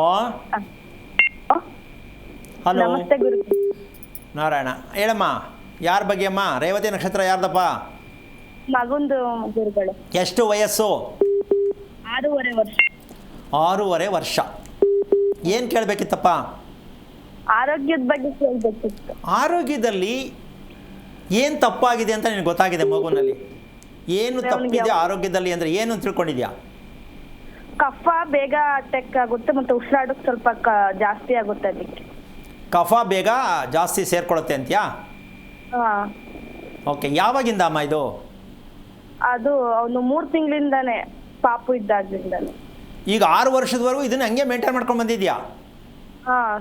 ಅಡ್ಮಿಂಟ್ ಆಗೋದು, ತೋರಿಸೋದು, ಟ್ರೀಟ್ಮೆಂಟ್ ಕೊಡ್ಸೋದು, ಮನೆಗೆ ಕರ್ಕೊಬರೋದು. ಓಕೆ. ಈಗ ಮಗು ತಾನೇ ತಿನ್ನುತ್ತಾ, ನೀನು ತಿನ್ನಿಸ್ತೀಯಾ ಊಟನ? ಹಾಂ, ಊಟನ ಅವನೇ ಮಾಡ್ತಾನೆ. ಓಕೆ. ಊಟಕ್ಕೆ ಕೊಟ್ಬಿಟ್ಟು ನೀನು ಬೇರೆ ಕಡೆ ಹೋಗ್ತೀಯಾ, ಮುಂದೆ ಕೂರಿಸಿ ತಿನ್ನಿಸ್ತೀಯಮ್ಮ? ಅವನೇ ಕೂತ್ಕೊ ತಿಂತಾನೆ, ನಾನು ಬೇರೆ ಕೆಲಸ ಮಾಡ್ತೀನಿ. ಯಾಕೆ ಮಗು ಮುಂದೆ ಕೂತು ತಿನ್ನಿಸ್ಬಾರ್ದಾ? ಟೈಮ್ ಇಲ್ವಾ ನಿಂಗೆ? ಅಂದ್ರೆ ಅವನೇ ತಿಂತಾನಲ್ಲ, ಅದಕ್ಕೆ ಕೂತ್ಕೊಳ್ಳಲ್ಲ. ಒಂದೊಂದ್ಸಲ ತಿನ್ಸಮ್ಮ ಅಂತಂದಾಗ ನಾನು ತಿನ್ನಿಸ್ತೀನಿ. ಅಮ್ಮ, ಅವ್ನು ತಿಂತಾ ಇಲ್ಲ, ನುಂಗ್ತಾ ಇದ್ದಾನೆ. ಇಲ್ಲ, ತಿಂತಾನೆ ಚೆನ್ನಾಗಿ ಅಗ್ದಿ. ಒಂದು ನಿಮಿಷ, ಹೆಂಗೆ ಗೊತ್ತು ನಿನಗೆ ತಿಂತಾನೆ ಅಂತ? ಅಂದ್ರೆ ನಾವು ನೋಡಿರ್ತೀವಲ್ಲ ಮುಂದೆನೇ ಇದ್ದು. ಓಕೆ. ಮಗು ನೀರು ಕುಡಿತಕ್ಕಂಥ ವಿಚಾರಕ್ಕೆ ಹೇಗೆ ಬರ್ತೀಯಾ? ಯಾವ ಥರ ತಗೊಂಡಿದ್ಯಾ ನೀರು ಕುಡಿಯುವಂಥ ವಿಷಯದಲ್ಲಿ? ಯಾವ ಥರ ಮಗುಗೆ? ಇಲ್ಲ, ಊಟ, ನೀರು, ತಿಂಡಿ ಅವನ್ನೆಲ್ಲ ಚೆನ್ನಾಗೇ ಅಮ್ಮ, ಒಂದು ನಿಮಿಷ ಕೇಳಿಸ್ಕೊ ತಾಯಿ, ನನಗೂ ಅರ್ಥ ಆಗ್ತದೆ. ನೀರನ್ನು ಯಾವಾಗ ಮಧ್ಯದಲ್ಲಿ ಕುಡಿಯೋದಾ, ಕೊನೆಯಲ್ಲಿ ಕುಡಿಯೋದಾ? ಯಾವಾಗ ಮಗು ನೀರು ಕುಡಿಯುತ್ತೆ? ಊಟ ಆದ್ಮೇಲೆ ಕುಡಿತಾನೆ. ಎಷ್ಟು ಕುಡಿಯೋದು? 1 ಲೋಟ ಕುಡಿತಾನೆ ಅಷ್ಟೇ. ಯಾರಿದು ಹೇಳಿದ್ದು? ನೀನಾ, ಡಾಕ್ಟ್ರಾ, ಏನು? ಇಲ್ಲ, ಡಾಕ್ಟರ್ ಹೇಳಿಲ್ಲ, ಅವ್ನಿಗೆ ಎಷ್ಟು ಬೇಕು ಅಷ್ಟು ಕುಡಿತಾನೆ. ಅರೇ ರಾಮ, ತಿಂದ ತಕ್ಷಣ ನೀರು ಯಾಕೆ ಕೊಡಬೇಕು? ಎಲ್ಲಿ ಹೇಳೈತಿದ್ದು? ಯಾವ ಡಾಕ್ಟರ್ ಹೇಳೋರು ನಿನಗೆ ತಿಂದ ತಕ್ಷಣ ಮಗುಗೆ ನೀರು ಕೊಡು ಅಂತ? ಹಾಂ, ಏನಮ್ಮ ಜವಾಬ್ದಾರಿ ಇದೆ ನಿನಗೆ? ಪೂರ್ತಿ ಕತೆ ಹೇಳ್ತಿದ್ಯಾ ನನಗೆ ನೀನು? ಎಲ್ಲ ತಿಂತಾನೆ, ನೀರು ಕುಡಿತಾನೆ, ಏನು ಗೊತ್ತಾ ಅವ್ನಿಗೆ? 6 ವರ್ಷದವನಿಗೆ ನೀರು ಊಟದ ತಕ್ಷಣ ಹಿಂದೆ ನೀರು ಕುಡಿದ್ರೆ ಏನಾಗಬೇಕು ಮನುಷ್ಯ? ಕಫ ಸೇರ್ಕೊಳ್ದೆ ಏನಾಗತ್ತೆ? ಮಗುಗೆ ಆಲ್ರೆಡಿ ಗ್ಯಾಸ್ಟ್ರಿಕ್ ಮಾಡಿ ಇಟ್ಟಿದ್ಯಾ ನೀನು? ಹಾಂ, ಏನಮ್ಮ ಇಷ್ಟು ಜವಾಬ್ದಾರಿ ಇಲ್ಲ ಒಬ್ಬ ತಾಯಿ ಅನ್ನಿಸ್ಕೊಂಡವಳು ತಿಂತಾನೆ ನಾನು ಕೆಲಸ ಮಾಡ್ತೀನಿ ಅಂತೀಯಲ್ಲಮ್ಮ. ಏನ್ರಿ ಮಕ್ಕಳು ಸಾಕ್ತೀರಾ? ಯಾವ ಪುರುಷಾರ್ಥಕ್ರಿ ಬೇಕು ಮಕ್ಕಳು? ಈ ಸೋಮಾರಿತನವನ್ನು ಬಿಟ್ಟರೆ ಮಕ್ಕಳು ಚೆನ್ನಾಗಿ ಬೆಳೀತಾರೆ. ಇಲ್ಲ ಹಾಸ್ಪಿಟ್ಲ್ ಅಡ್ಮಿಟ್ ಮಾಡ್ತೀರಾ, ತೊಗೊಂಡೋಗಿ ಫೀಸ್ ಕಟ್ತೀರಾ, ಯಾವ ಪುರುಷಾರ್ಥಕ್ಕೆ ಮಕ್ಕಳು ಬೇಕಾಗಿದೆ ಹೇಳಿ ನಿಮಗೆ? ಎಷ್ಟು ಬೇಜವಾಬ್ದಾರಿ ಇದೆ ಮಕ್ಕಳ ಬಗ್ಗೆ ನಿಮಗೆ? ಭಕ್ತಿ ಇದೆಯಾ ಮಕ್ಕಳ ಬಗ್ಗೆ? ಆಮೇಲೆ ಮಗು ಚೆನ್ನಾಗಿರ್ಬೇಕಂತ. ಹೆಂಗೆ ಚೆನ್ನಾಗಿರುತ್ತೆ? ಯಾರೇ ಆಗಲಿ ಮಗುವಿನಲ್ಲಿ ಆಹಾರ ಪ್ರಕ್ರಿಯೆಯನ್ನು, ನೀರು ಆಹಾರವನ್ನು ಸರಿಯಾದ ಕ್ರಮದಲ್ಲಿ ಹೇಳಲಿಕ್ಕೆ ಯಾರ ಕೈಲಿ ಹೇಳ್ಕೊಡೋಕ್ಕಾಗತ್ತೆ? ಯಾರು ಹೇಳೋಕ್ಕಾಗಿದೆ? ಯಾರಿಗೂ ಗೊತ್ತಿಲ್ಲ. ಇದು ನಮ್ಮ ಕಾರ್ಯಕ್ರಮದ ಅಲ್ಲದೆ ದೊಡ್ಡವರಾಗಲಿ ಚಿಕ್ಕವ್ರಿಗಾಗಲಿ ನೀರು ಮತ್ತು ಆಹಾರವನ್ನು ಯಾವ ರೀತಿ ಸೇವನೆ ಮಾಡಬೇಕು ಅಂತ ನಮ್ಮ ಕಾರ್ಯಕ್ರಮದಲ್ಲಿ ಮಾತ್ರ ಹೇಳೋಕ್ಕೆ ಸಾಧ್ಯ ಆಗೋದು. ಇನ್ನು ಯಾವ ರಂಗದಲ್ಲೂ ಹೇಳೋಕ್ಕಾಗಲ್ಲ. ಆರೋಗ್ಯ ಅಂದರೆ ಯಾರಪ್ಪನ ಮನೆ ಸೊತ್ತಲ್ಲಮ್ಮ. ಆರೋಗ್ಯ ಅಂದರೆ ಅನ್ನದಲ್ಲೇ ಸರಿ ಮಾಡಬೇಕು ಆರೋಗ್ಯನ. ಆ ಮಗು ತಿನ್ನುತ್ತೆ, ನಾನು ಕೆಲಸ ಮಾಡ್ಕೋತೀನಿ ಅಂತೀಯಲ್ಲ ತಾಯಿ. ಹಾಂ, ತಗೊಂಡೋಗಿ ಸೇರಿಸಿ ಅಡ್ಮಿಟ್ ಮಾಡು. 6 ವರ್ಷದ ಮಗು. ತಪ್ಪಲ್ವಾ? ಅರ್ಥ ಆಯ್ತಾ? ಬೇಜಾರಾಯ್ತಾ? ಇಲ್ಲ ಸರ್, ಅರ್ಥ ಆಯ್ತು. ಯಾವ ಕಾರಣಕ್ಕೂ ಅಮ್ಮ ಅದೇನಾಗತ್ತೆ ಅಂದರೆ ಒಳಗಡೆ ಗ್ಯಾಸ್ಟ್ರಿಕ್ ಶುರುವಾಗತ್ತೆ ಮಗು ಹೊಟ್ಟೆ ಒಳಗಡೆ. ಅದನ್ನು ಮಲಬದ್ಧತೆ ಅಂತ ಬೇಕಾದ್ರೆ ಹೇಳಬಹುದೇನೋ ಬೇರೆ ಒಂದು ಸೆಕ್ಷನ್ಗೆ ಹೋದರೆ. ಎಸ್, ಮಲಬದ್ಧತೆ. ಎರಡನೇದಾಗಿ ಮಗು ಏನಾಗುತ್ತೆ, ಬೇಗ ದೇಹ ಜಾಸ್ತಿ ಡೆವಲಪ್ ಆಗ್ತಾ ಹೋಗುತ್ತೆ. ತೂಕ ಜಾಸ್ತಿ ಹೋದಾಗ ಮಗು ಕಂಪ್ಲೀಟಾಗಿ ಕೂತಲ್ಲೇ ಯೋಚನೆ ಮಾಡುತ್ತೆ, ಏನು ಮಾಡಲಿ ಈಗ ಅಂತ. ಆಗ ಅಯ್ಯೋ ಇದ್ಯಾಕೆ ಮಗು ಆ್ಯಕ್ಟಿವಾಗಿ ಓಡಾಡ್ತಾ ಇಲ್ವಲ್ಲ ಅಂತಕ್ಕಂಥದ್ದು ಒಂದು ಭಾವನೆ. ಎರಡನೇದು, ನೋಡೋಕ್ಕೆ ಮಾತ್ರ ಮಗು ಚೆನ್ನಾಗಿದೆ, ಇನ್ನು ಸ್ವಲ್ಪ ಆ್ಯಕ್ಟಿವಾಗಿ ಇರಬೇಕಿತ್ತಲ್ಲ ಅಂತ ಯೋಚನೆ ಮಾಡ್ತೀರಾ. ಎಲ್ಲಿ ಕರ್ಕೊಂಡು ಹೋಗ್ತೀರಾ ಹೇಳಿ? ಯಾರು ಇದಕ್ಕೆ ಮಾಹಿತಿ ಕೊಡೋರು? ಇನ್ನೂ ಹುಟ್ಟಿಯಲ್ಲ ಭೂಮಿಯಲ್ಲಿ. ಮನುಷ್ಯನಿಗೆ ಆಹಾರನೇ ಔಷಧವಾಗಬೇಕು ಅಂತಕ್ಕಂಥದ್ದು ಯಾವ ಕ್ಲಾಸಲ್ಲಿದೆ? ಇದು ನಮ್ಮ ಆರೋಗ್ಯ ರಹಸ್ಯ ಕ್ಲಾಸಲ್ಲಿ ಮಾತ್ರ ಸಾಧ್ಯ. ನಮ್ಮ ಆಹಾರವೇ ಔಷಧವಾಗಲೇಬೇಕು. ಇಲ್ಲವಾದರೆ ಜೀವನ ಪರ್ಯಂತ ಔಷಧ ಮನೆಯಲ್ಲಿ ಇರಬೇಕು. ಇದನ್ನು ನೀನು ಫಸ್ಟು. ಎರಡನೇ ವಿಷಯ, ಕಾಲು ನೋವು, ಕಾಲು ಜೋಮ್ ಹಿಡಿಯುತ್ತೆ ಅಂತ ಮಗು ಯಾವಾಗ ಹೇಳಿದೆ? ಅಂದ್ರೆ ಊಟ ಕೂತಿರ್ತಾನಲ್ಲ, ಎದ್ದೇಳ್ಬೇಕಾದ್ರೆ ಹಂಗಂತಾನೆ. ನೋಡಮ್ಮ, ಆ ವಯಸ್ಸಿಗೆ ಬೇಕೇನಮ್ಮ ಪನಿಷ್ಮೆಂಟ್ ಆ ಮಗುಗೆ? ಯೋಚನೆ ಮಾಡಿ ಸ್ವಲ್ಪ. ಅದಕ್ಕೆ ವಾಯು ಬಂದೈತೆ, ಏನೋ ಬಂದೈತೆ ಅಂದ್ಬಿಟ್ಟು ಜಿಂಡು ಬಾಮೋ ಯಾಕೆ ಉಜ್ಜೋದು? ಹಾಂ, ಬರೀ ಪ್ಯಾಚೆ ನಮ್ಮ ಲೈಫಲ್ಲಿ. That's reality. ಆ ಮಗುಗೆ ಏನು, ಯಾವ ದೇಹದಲ್ಲಿ ಯಾವ ಭಾಗ ಏನಾಗ್ತಾ ಇದೆ ಅಂತ ಗೊತ್ತಿಡಲಿಲ್ಲ ಅಂದರೆ ಮಕ್ಕಳ ರೆಸ್ಪಾನ್ಸ್ ಏನದವು? ಏನು ಅರ್ಥಕ್ಕೆ ಮಕ್ಕಳು ಬೇಕು? ಹಿಂಗೆಲ್ಲ ಆಗಬಾರ್ದು ತಾಯಿ. ಹೋಗ್ತಾ ಮಗುನ ಈಗ ಆಲ್ರೆಡಿ ಪೇಷಂಟ್ ಮಾಡಿ ಇಟ್ಬಿಟ್ಟಿದ್ಯಾ. ಕಾರಣ, ನೀರು ಕುಡಿತಕ್ಕಂತಹ ವಿಚಾರದಲ್ಲಿ ಯಾವ ಸಮಯದಲ್ಲಿ ಹೇಗೆ ನೀರು ಕುಡಿಸ್ಬೇಕು, ಆಹಾರವನ್ನು ನೀನು ತಿಂತಾ ಇದ್ದಾನೆ, ಚೆನ್ನಾಗಿ ಅಗಿತಾನೆ ಅಂತ ನೀನು ಹೇಳ್ತಿದ್ದೀಯಾ. ಇದು ನೀನು ಮಾಡಿರೋದು ಎರಡನೇ ಅಪರಾಧ. ಕಾರಣ, ತಾಯಿಗೆ ಮಗು ಏನು ಮಾಡಿದ್ರೂ ಚೆಂದಾಗೆ ಕಾಣಿಸೋದು. ಹೌದು. ಏನು ತಪ್ಪು ಮಾಡಿದ್ರು ತಾಯಿ ಚೆನ್ನಾಗಿ ಕಾಣಿಸುತ್ತೆ. ಬೇರೆಯವರು ಅಯ್ಯೋ ಇದೇನು ಮಗು ಹಿಂಗೆ ತಿನ್ನುತ್ತೆ ಅಂತಾರೆ. ಹಾಗೆ ನಿನಗೆ ಯಾವಾಗಲೂ ಪುರುಸೊತ್ತಿಲ್ದವ್ರಿಗೆ ಇದು ಹಂಗೆ ಆಗೋದು. ಅಯ್ಯೋ ನನ್ನ ಮಗು ಅದೇ ತಿನ್ಕೊಳತ್ತಪ್ಪ, ಏನು ಗಲಾಟೆ ಮಾಡಲ್ಲ, ನೀರು ಕುಡ್ಕೊಂಡ್ಬಿಡುತ್ತೆ, ಅದೇ ಮಲ್ಕೊಂಡ್ಬಿಡುತ್ತೆ, ಎಲ್ಲ ಕೆಲವ್ರು ಕಥೆ ಹೇಳ್ತಾರೆ. ಇದೆಲ್ಲ ಸಾಧ್ಯ ಇಲ್ಲ ತಾಯಿ, ಮೊದಲನೇದು. ಎರಡನೇದಾಗಿ, ನಿಮ್ಮ ಯಜಮಾನ್ರು ಏನು ಕೆಲಸ ಮಾಡೋದು? ಇವಾಗ ಕಾರ್ ಡ್ರೈವಿಂಗ್ ಮಾಡ್ತಾರೆ. ಎಷ್ಟು ವರ್ಷದಿಂದ ಮಾಡ್ತಿದ್ದಾರೆ? ಇವಾಗ 2 ತಿಂಗಳಾಯ್ತು. ಅದಕ್ಕೆ ಮುಂಚೆ? ಅದಕ್ಕೂ ಮುಂಚೆ ಗ್ರಾನೈಟ್ ಮಾಡ್ತಿದ್ರು. ಓಕೆ. ಬಿಸ್ನೆಸ್. ಅವ್ರ ಜೀವನದಲ್ಲಿ ಹಾವು ಮತ್ತು ಹಸು ಇವೆರಡರಲ್ಲಿ ಯಾವುದಕ್ಕೆ ತೊಂದರೆ ಆಗಿದೆ ಅಂತ ನಿಮ್ಮ ಯಜಮಾನರನ್ನ ಕೇಳು. ಹಾವು ಅಥವಾ ಹಸು ಇವೆರಡು ನೊಂದಿರ್ತಕ್ಕಂಥದ್ದು ಅವ್ರ ವಂಶದಲ್ಲಿ ಬಂದಿದೆ. ಅಂದರೆ ಅಕಸ್ಮಾತ್ ಕುಯ್ಯೋರು ಕೊಟ್ಬಿಟ್ಟಿರೋದು ಹಸುನ, ಅಥವಾ ಇವ್ರ ಮನೇಲೆ ಸತ್ತಿರೋದು, ಅಥವಾ ಅಕಸ್ಮಾತ್ ಹಾವು ತೊಂದರೆಯನ್ನು ಅನುಭವಿಸಿರೋದು ಇವ್ರ ವಂಶದಲ್ಲಿ ಬಂದಿರತಕ್ಕಂಥ ಕಾರಣದಿಂದಾಗಿ ನಿಮ್ಮ ಹೊಟ್ಟೆಯಲ್ಲಿ ಹುಟ್ಟಿದೆ ರೇವತಿ ನಕ್ಷತ್ರದ ಮಗು. ಇದನ್ನು 6 ವರ್ಷ ಆಗಿದೆ. ರೇವತಿ ನಕ್ಷತ್ರದ ಮಗು ನನ್ನ ಹೊಟ್ಟೆಯಲ್ಲಿ ಯಾಕೆ ಬಂತು? ಗಂಡ ಹೆಂಡತಿ ಡಿಸೈಡ್ ಮಾಡಲಿಲ್ಲ. ಈಗ ನಿಮ್ಮ ಯಜಮಾನ್ರು ಕೇಳು, ವೆಹಿಕಲ್ ಓಡಿಸ್ಬೇಕಾದ್ರೆ ಅಕಸ್ಮಾತ್ ಹಾವು ಬರುತ್ತೆ, ಇವತ್ತು ಬೇಕಾದ್ರೆ ನಿಮ್ಮ ಯಜಮಾನ್ರು ಕೇಳು, ಗೊತ್ತಾಗತ್ತೆ. ಯಾಕೆ ಅಂದರೆ ಅರ್ಕೆ ತೀರ್ಸಪ್ಪ ಪುಣ್ಯಾತ್ಮ, ನಾನು ನಿನ್ನ ಹೊಟ್ಟೆಲೇ ಹುಟ್ಟಿದ್ದೀನಿ, ಯಾಕಣ್ಣ ಇನ್ನೂ ತೀರಿಸಿಲ್ಲ ಅಂತ ಅವಾಗ ಪ್ರದರ್ಶನ ಕೊಡುತ್ತೆ. ನಿಮ್ಮ ಯಜಮಾನ್ ಇನ್ನೂ ಅದು ತೊಗೊಂಡಿಲ್ಲ. ನೀವು ಯಾಕೆ ಮಗು ಬಗ್ಗೆ ತಿಳ್ಕೊಳಕ್ಕೆ ಹೋಗಲಿಲ್ಲ? ನಕ್ಷತ್ರ ಅಂದರೆ ಒಳ್ಳೆಯದು ಅಂತಾನ ಕೆಟ್ಟದ್ದು ಅಂತಾನ, ಅದು ತಿಳ್ಕೊಳ್ಳೋದಿದೆ ಅಂತಾನೆ ನಿನ್ನ ಪ್ರಕಾರ? ನಾವು ಏನು ಅನ್ಕೊಂಡಿಲ್ಲ. ಅಂದರೆ ಯಾವಾಗ ಹುಷಾರ್ ತಪ್ತಾನೆ ಇರ್ತಾನಲ್ಲ. ಅಲ್ಲ ಕಣಮ್ಮ, ಹುಷಾರ್ ತಪ್ತಾ ಇದ್ದಾನೆ ಅಂದ್ರೆ ನಕ್ಷತ್ರದ ಬಗ್ಗೆ ತಿಳ್ಕೊಂಡಿಲ್ಲ ಅನ್ನೋದು ಗೊತ್ತಿಲ್ವಲ್ಲ ನಿಮಗೆ?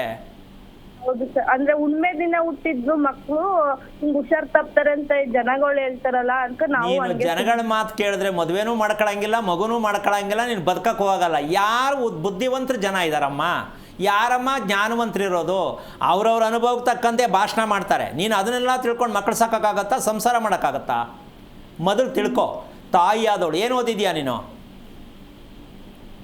ಹಲೋ ಹಲೋ, ಏನು ಓದಿದ್ಯಮ್ಮ? ನಾನು ಸೆಕೆಂಡ್ PUC ಓದಿದ್ದು ಮುಖ್ಯ ಅಲ್ಲ ತಾಯಿ, ಮದುವೆ ಆಗಿದ್ದು ಮುಖ್ಯ ಅಲ್ಲ. ಮೊದಲು ಒಂದು ನಕ್ಷತ್ರದಲ್ಲಿ ಮಗು ಬಂದರೆ ಅದರ ದೇಹದಲ್ಲಿ ಆಗ್ತಾ ಇರ್ತಕ್ಕಂಥ ಡ್ಯಾಮೇಜ್ಗಳು ಏನೇನಿದೆ, ದೇಹದ ಯಾವ್ಯಾವ ಭಾಗದಲ್ಲಿ ಏನೇನಾಗಿದೆ, ಇದು ಕಾರಣ ಏನಾಗಿದೆ ವಂಶದಲ್ಲಿ, ಈ ಸತ್ಯ ನಕ್ಷತ್ರದಿಂದ ಸಿಗುತ್ತೆ. ಅದನ್ನು ತಿಳ್ಕೊಳ್ಳೋಕೆ ಪ್ರಯತ್ನ ಮಾಡಿದ್ರೆ ಮಗುಗೆ ನೀನು ಈ ಮಟ್ಟಕ್ಕೆ ಕಷ್ಟಪಡೋ ಅವಶ್ಯಕತೆ ಇಲ್ಲ. ಜೊತೆಗೆ ನಿಮ್ಮ ಯಜಮಾನರು ಒಂದೊಂದು ಬಿಸ್ನೆಸ್ ಒಂದೊಂದು ಕಡೆ ಚೇಂಜ್ ಮಾಡ್ಕೊಂಡು ಹೋಗ್ತಾನೇ ಇರಬೇಕು. ಒಂದು ಬಿಸ್ನೆಸ್ ಪಕ್ಕ ಮಾಡೋಕ್ಕಾಗಲ್ಲ. ಕಾರಣ ಈ ಕರ್ಮ ರಹಸ್ಯವನ್ನು ತಿಳಿದಿಲ್ಲ, ಇದನ್ನು ತೀರಿಸಿಲ್ಲ, ಸಾಲ ತೀರಿಸಿಲ್ಲ. ಅದಕ್ಕೆ ನೀವೇನು ಮಾಡ್ತೀರಾ? ಹಾಸ್ಪಿಟ್ಲಿಗೆ ತೊಗೊಂಡೋಗಿ ಕಟ್ತೀರಾ. ಸಂಪಾದನೆ ಆಯಿತು, ಹಾಸ್ಪಿಟ್ಲಿಗೆ ಕಟ್ಟು. ಈ ಜೀವನ ಬೇಕಾ ಬೇಡ? ರೇವತಿ ನಕ್ಷತ್ರ ಸತ್ಯ ಏನು ಅಂತ ತಿಳ್ಕೊ. ಗಂಡ ಹೆಂಡತಿ ಇಬ್ಬರು ತಿಳ್ಕೊಳ್ಳಿ. ಮಗು ರಿಪೇರಿ ಆಗಲಿ, ನೀವು ರಿಪೇರಿ ಆಗಲಿ, ಒಳ್ಳೆಯದಾಗಲಿ.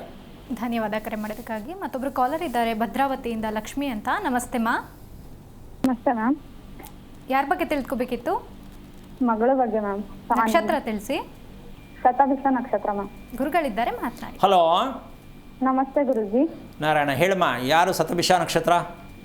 ಮಗಳು ಗುರುಜಿ. ಎಷ್ಟು ವಯಸ್ಸು? 12 ವರ್ಷ. ಏನು ಆಗಬೇಕಿತ್ತಮ್ಮ? ತುಂಬಾ ಹಠ ಗುರುಜಿ, ಹೇಳಿದ ಮಾತು ಕೇಳಲ್ಲ. ಒಂದು ಬಿಡು, ಬೆಳಗ್ಗೆ ಎತ್ತಣ್ಣ ಫರ್ಡ್ ಅಂತ ಹೊಡಿ, ಒಂದು ಸುಮ್ಮನೆ ಹೊಡಿತಾನೆ ಹೇಳ್ತೀನಿ. ತುಂಬಾ ಬೀಳ್ತವೆ ಗುರುಜಿ. ಅಲ್ಲಮ್ಮ, ಎಷ್ಟು ಸಲ ಹೊಡಿತೀಯ ನೀನು? ದಿನಕ್ಕೆ ಲೆಕ್ಕ ಇಲ್ಲ. ಏನಮ್ಮ ಇದಕ್ಕೆ ಮಗು ಮಾಡ್ಕೊಂಡಿದ್ದು ಹೊಡಿಯೋಕ್ಕೆ? ಹೇಳಿದ ಮಾತು ಕೇಳಲ್ಲ ಗುರುಜಿ. ಅದಕ್ಕೆ ಎಷ್ಟು ವಯಸ್ಸು? ವಯಸ್ಸೆಷ್ಟಮ್ಮ? 12 ವರ್ಷ ಗುರುಜಿ. ನಿನಗೆ ಎಷ್ಟಮ್ಮ ವಯಸ್ಸು? ನಂಗೆ 34 ವರ್ಷ. ಕೋಪ ಅಂತ ಲೆಕ್ಕ ಹಾಕಿದ್ರೆ ನಿನಗೆ ಜಾಸ್ತಿನಾ ನಿನ್ನ ಮಗಳಿಗೆ ಜಾಸ್ತಿನಾ? ಅವಳಿಗೆ ಜಾಸ್ತಿ. ಈಗ ನಿನಗೆ ಕೋಪ ಇದೆ ತಾನೇ? ಇದೆ. ನೀನು ಮಗಳು ಅಂದಮೇಲೆ ನಿನಗಿನ ಜಾಸ್ತಿ ಕೋಪ ಇರಬಾರ್ದಾ? ಇರಬೇಕು ಅಂತೀಯ, ಇರಬಾರ್ದು ಅಂತೀಯ? ಇರಬಾರ್ದು. ಈಗ ಅವ್ರ ಕಾಲಿಗೆ ನಮಸ್ಕಾರ ಮಾಡು, ಇನ್ನು ಸ್ವಲ್ಪ ಕೋಪ ಜಾಸ್ತಿ ಮಾಡ್ಕೋ, ಇನ್ನು ಸ್ವಲ್ಪ ಕೋಪ ಜಾಸ್ತಿ ಮಾಡ್ಕೋ ಅಂತ. ಯಾಕೆ ಅಂದರೆ ಹೊಟ್ಟೆ ಉರ್ಸ್ಕೊಳ್ಳೋಕ್ಕೆ ಹುಟ್ಟಿರೋದು ಮಗು. ಇವ್ರು ಯಾರಿಗೂ ಏನು ಅನ್ನ ನೀರು ಏನು ಕೊಟ್ಟಿಲ್ಲ. ಯಾರು ಇವ್ರ ಗಂಡು ಮನೆಯವರಾಗಲಿ ಇವ್ರ ಅಪ್ಪನ ಮನೆಯವರಾಗಲಿ ಏನೂ ಕೊಟ್ಟಿಲ್ಲ. ದೇವ್ರಿಗೂ ಒಂದೇ, ಸತ್ತವ್ರಿಗೂ ಒಂದೇ. ಈ ಕರ್ಮದಲ್ಲಿ ಹುಟ್ಟೈತೆ ಶತಭಿಷ ನಕ್ಷತ್ರ. 100 ರೀತಿಯ ದೋಷ ಇದೆ ಈ ಮಗುವಿನಲ್ಲಿ. ಏನಂತೆ ಅಂದರೆ ಹೆಂಗೆ ಬೇಕಂಗೆಲ್ಲ ಮಾತಾಡುತ್ತೆ, ಅರ್ಥ ಗೊತ್ತಿಲ್ಲ, ಆಧಾರವಿಲ್ಲ, ಹೆಂಗೆ ಬೇಕಂಗೆ ನಡ್ಕೊಳ್ತದೆ. ಎಷ್ಟು ಬೇಜಾರಾಗುತ್ತೆ, ಏನು ಹಿಡ್ಕೊಂಡೈತೆ, ಇದಕ್ಕೆ ಏನು ಮೆಟ್ಕೊಂಡೈತೆ ಅಂತ ಕೋಪ ಮಾಡುವಾಗ ಈ ಅಮ್ಮ ಇನ್ನೊಂದು ಫೈಡ್ ಅಂತ ಹೊಡಿಬೋದು. ಹಿಡ್ಕೊಂಡೈತೆ, ಮೆಟ್ಕೊಂಡೈತೆ. ಅಮ್ಮ ಯಾವ್ದು ಬಳಸ್ತೀಯ ನೀನು? ಹಿಡ್ಕೊಂಡೈತೆ ಅಂತಾನೆ ಬಳಸ್ತೀವಿ. ಈಗ ಸ್ವಲ್ಪ ಯೋಚನೆ ಮಾಡು. ನೀನು ನಿನ್ನ ಮಗುವನ್ನು ಎತ್ತು, ಆ ಮಗುವನ್ನು ಅರ್ಥ ಮಾಡ್ಕೊಳಕ್ಕೆ ನಿನ್ನ ಕೈಲೇ ಆಗಲಿಲ್ಲ ನಂದ ಬೇರೆಯವ್ರು ಯಾರಮ್ಮ ರಿಪೇರಿ ಮಾಡ್ತಾರೆ ಮಗುನ?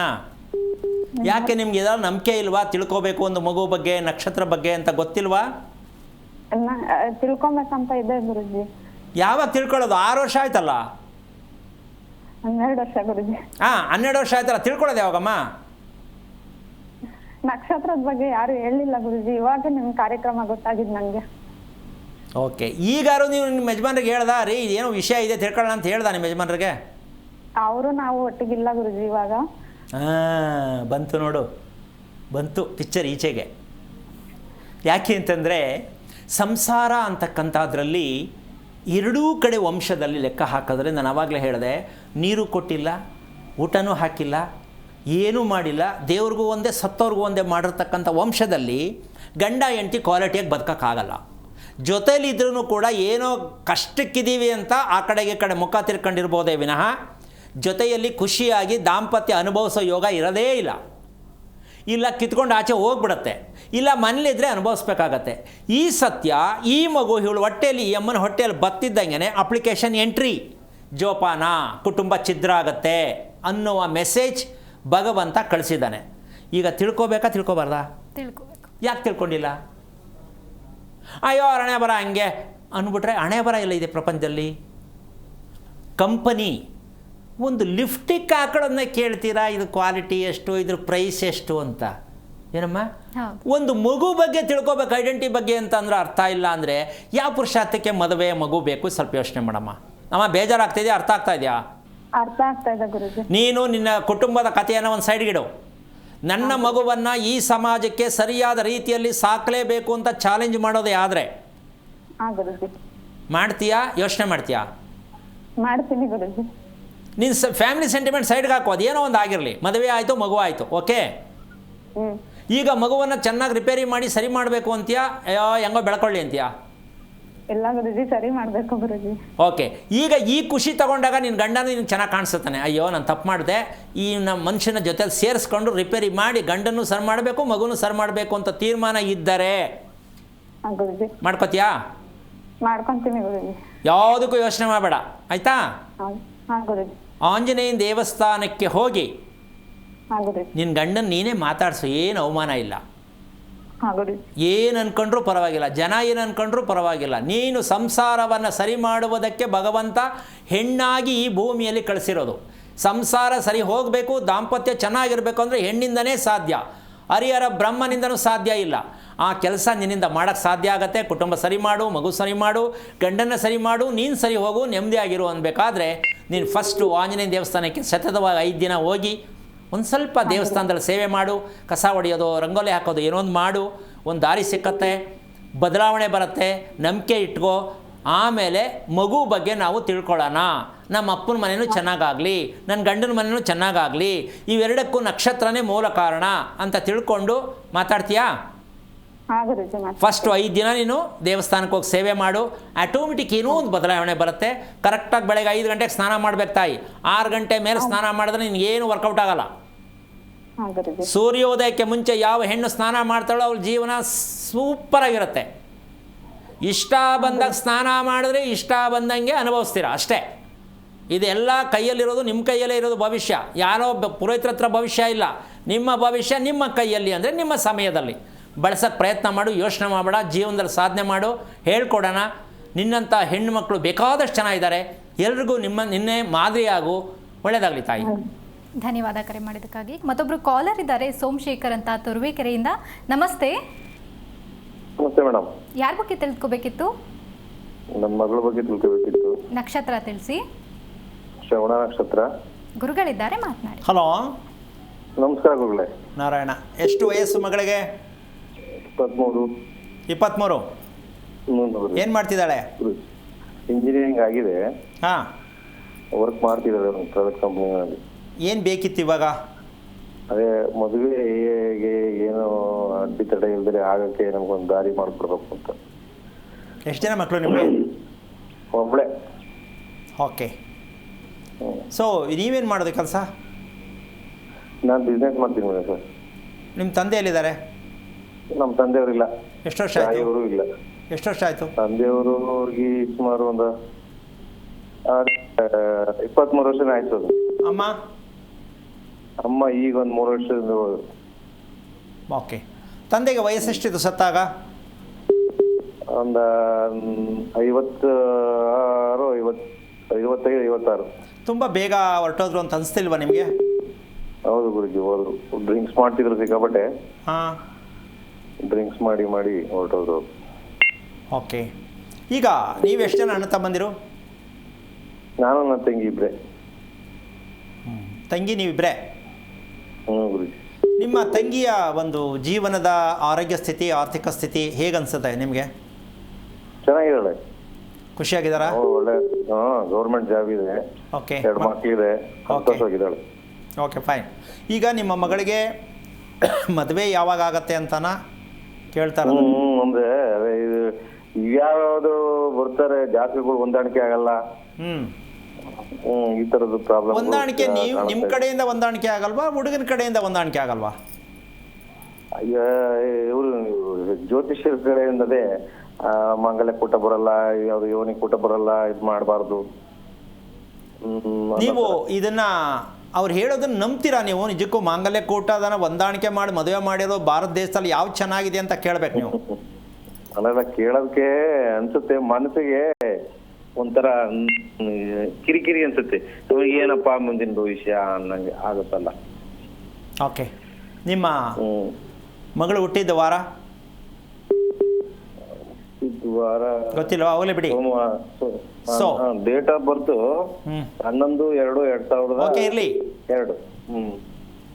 ಇವಳು ಮಲಗೋ ಟೈಮು ಬೆಳಗ್ಗೆ 7 ಟೈಮು ಕರೆಕ್ಟ್ ಇದೆ ಅನ್ಸುತ್ತಾ ನಿಮಗೆ? ಮಲಗೋ ಟೈಮ್ 10:30, ಬೆಳಗ್ಗೆ 6:30. ಏಳಿಸ್ಬೇಕಾ ಹೇಳ್ಬೇಕಾ? ಅವಳೇ ಹೇಳ್ತಾಳ? ಇತ್ತೀಚೆಗೆ ಅವಳೇ ಹೇಳ್ತಿದ್ದಾಳೆ. ಇತ್ತೀಚೆಗೆ. ಓಕೆ, ಏನೂ ಇಲ್ಲ, ಎಲ್ಲೂ ಹೋಗೋದಿಲ್ಲ ಅಂತಂದರೆ ಆರಾಮಾಗಿ ಮಲ್ಕೋಬೋದು ಅಂದ್ರೆ ಎಷ್ಟು ತನಕ ಮಲ್ಕೋಬೋದು? 7:30, 8. ಓಕೆ. ಅವಳು ಯೋಚನೆ, ಕೋಪ ಎರಡರಲ್ಲಿ ಯಾವ್ದು ಜಾಸ್ತಿ ನೀವು ಸ್ಟಡಿ ಮಾಡಿದ್ದೀರಾ? ಕೋಪನೇ ಜಾಸ್ತಿ. ನೀವು ಹೇಳಲ್ವಾ ಏನಕ್ಕಮ್ಮ ಇಷ್ಟೊಂದು ಕೋಪ ಮಾಡ್ತೀಯ ಅಂತ?